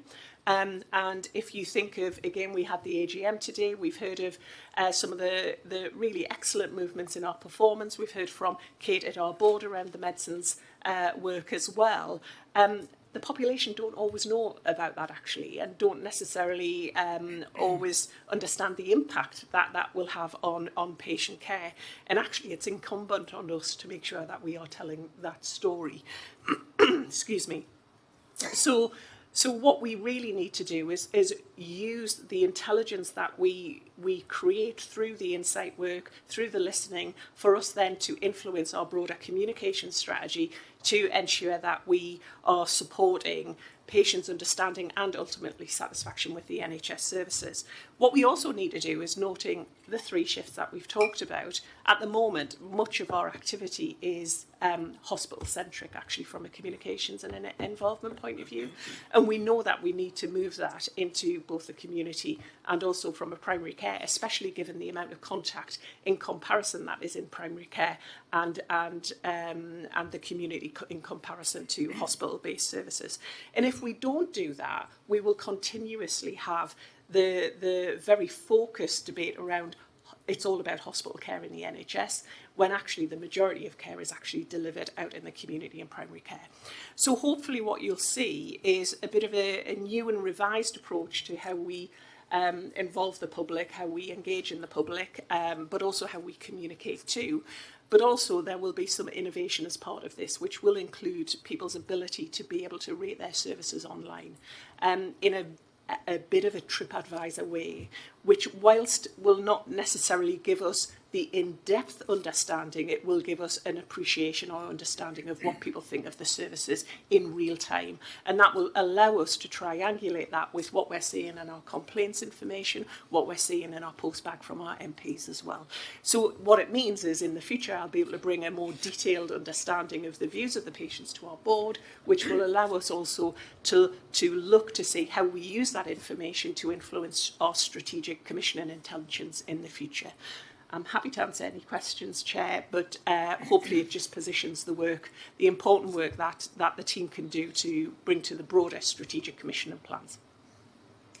Thank you. Any points, anyone? David Stout? Thanks, Claire. And I suppose that it's the next report which sets out the detail, which would be very interesting. The question is, our NHS partners within the North East, do they support this? Does this give them something as well as giving us something? Correct, yes. So it does. This has also been supported at the Provider Collaborative Board as well. We've been really keen to make sure that we co-produce this. So whilst it gives us some really helpful insight as part of our contract discussions and everything else, it actually provides them with some good information for them to respond to too. Yeah. And we also know that it's really important that our local trusts and local partners actually garner relationships locally, because we know that that will build satisfaction in our services, but it will also allow them to respond directly to the needs of their population. So I think it's a bit of a shift, David, but it allows us to be more responsive to the population. Okay, thanks. Jill.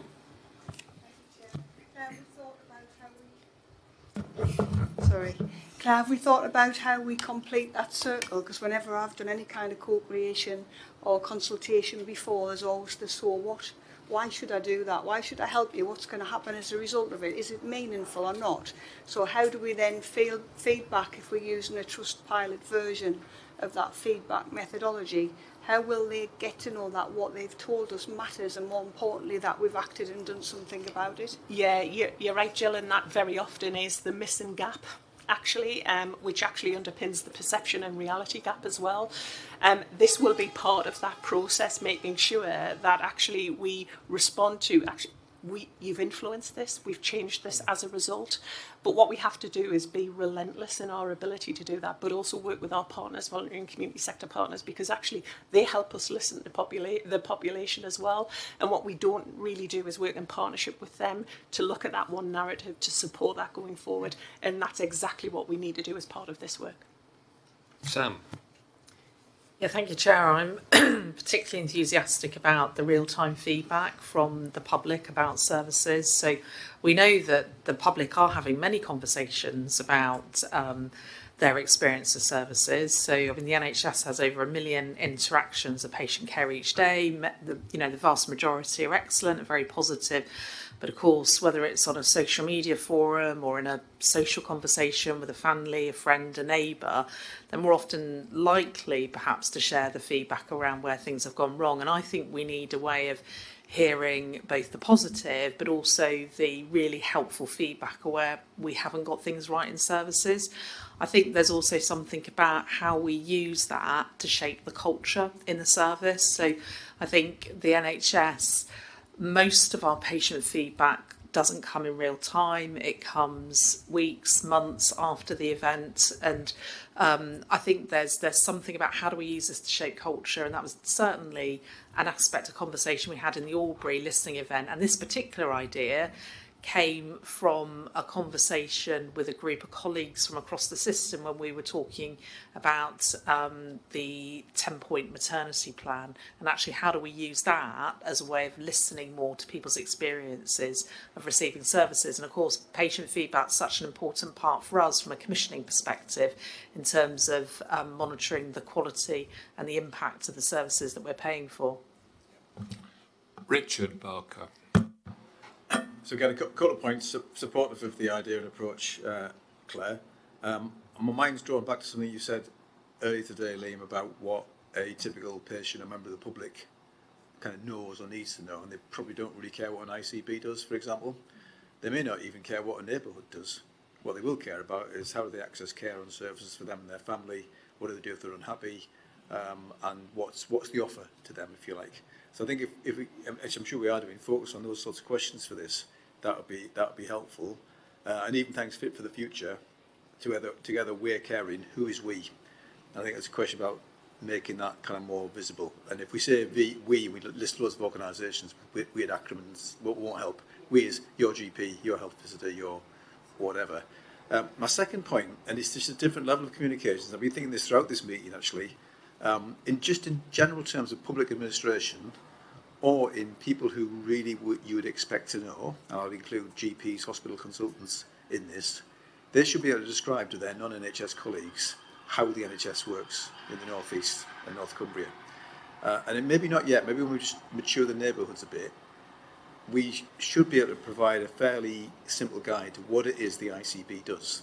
Here are the unique functions that we're responsible for. Some things we do with people, they're not our unique functions, but this is what we do with them.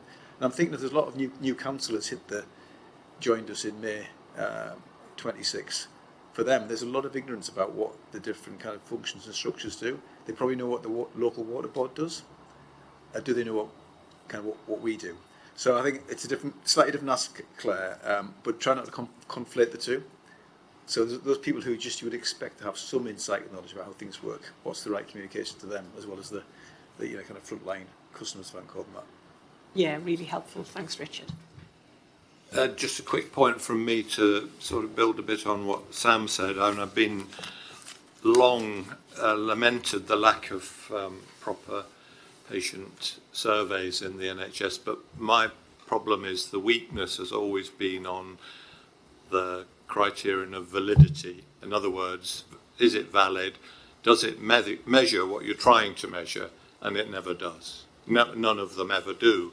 And so why didn't the surveys that are already out there pick up Durham and Darlington, some of the problems in Newcastle? Why are those surveys apparently all positive and didn't see any of the straws in the wind? And you can't just rely on complaints, because that's the worst end of the spectrum. There'll be all sorts of sentiments being expressed in there that some of them will be good predictors of something serious about to happen. So my solution, if I could wave a magic wand, would be carefully look at the most tested and validated scales, and I think the picker ones come up quite high in my view, having looked at a lot, and do the same thing everywhere so that there's a consistent comparison able. Now, the NHS, policymakers in the NHS, including myself, have tried to push that many, many times. And what happens is it breaks down in disagreement. Or maybe the NHS doesn't really want to measure itself, doesn't really want to do it. And so I think it really needs quite an assertive approach to be able to do anything like this that has any validity whatsoever. So anyway, that's I'll my try and be assertive. Yeah, and my other question is, which I would say is a weakness in our communication, we don't do much old-fashioned health education. I mean, look at the blue inhaler. That was a great piece of health education, carefully tailored into an image, but we're not doing a lot on smoking. I know there's good work done there, but we're not doing very much in public-facing, upfront on alcohol, really. I just think some old-fashioned, not having to pay a lot of money for them, hopefully, health education campaigns that would be on billboards, on stations as you pull in, hopefully we'd start to see some debate about some of these things again, because there's very little in the so-called mainstream media debate about many of the things that we're trying to change. Yeah, thanks, Liam. And actually, the cost of communication has come down considerably because of new technology and how we can use algorithms for specific targeting and things like that. What we've learned, certainly through working with the DPHs on the sexual health campaign, is that we're far better doing these things together. And they can be far more impactful if we have that cohesion across our region because of the way that the media works and the promotion works in that sense. That's certainly something I can go back to fresh and balance on around the alcohol and the smoking, and to look to see what else we can do to help and support that. If there are no more comments, unless I've gone badly wrong, I think we've finished. So could I thank everybody? It's been a very, very helpful meeting, and a long one with all our different components of the meeting. But we look forward to probably, what's the date of the next public meeting? It's Wednesday the 30th of September. Wednesday the 30th of September. But from then on, I think we'll be trying to match the development events to the board agenda and make sure that we have both the deep discussion and then the decision-making discussion quite on the same topics, as many as we can. Anyway, so are we offline now? Just to confirm, we haven't received any further questions. Yeah, we haven't received any further questions from the public. Right, off.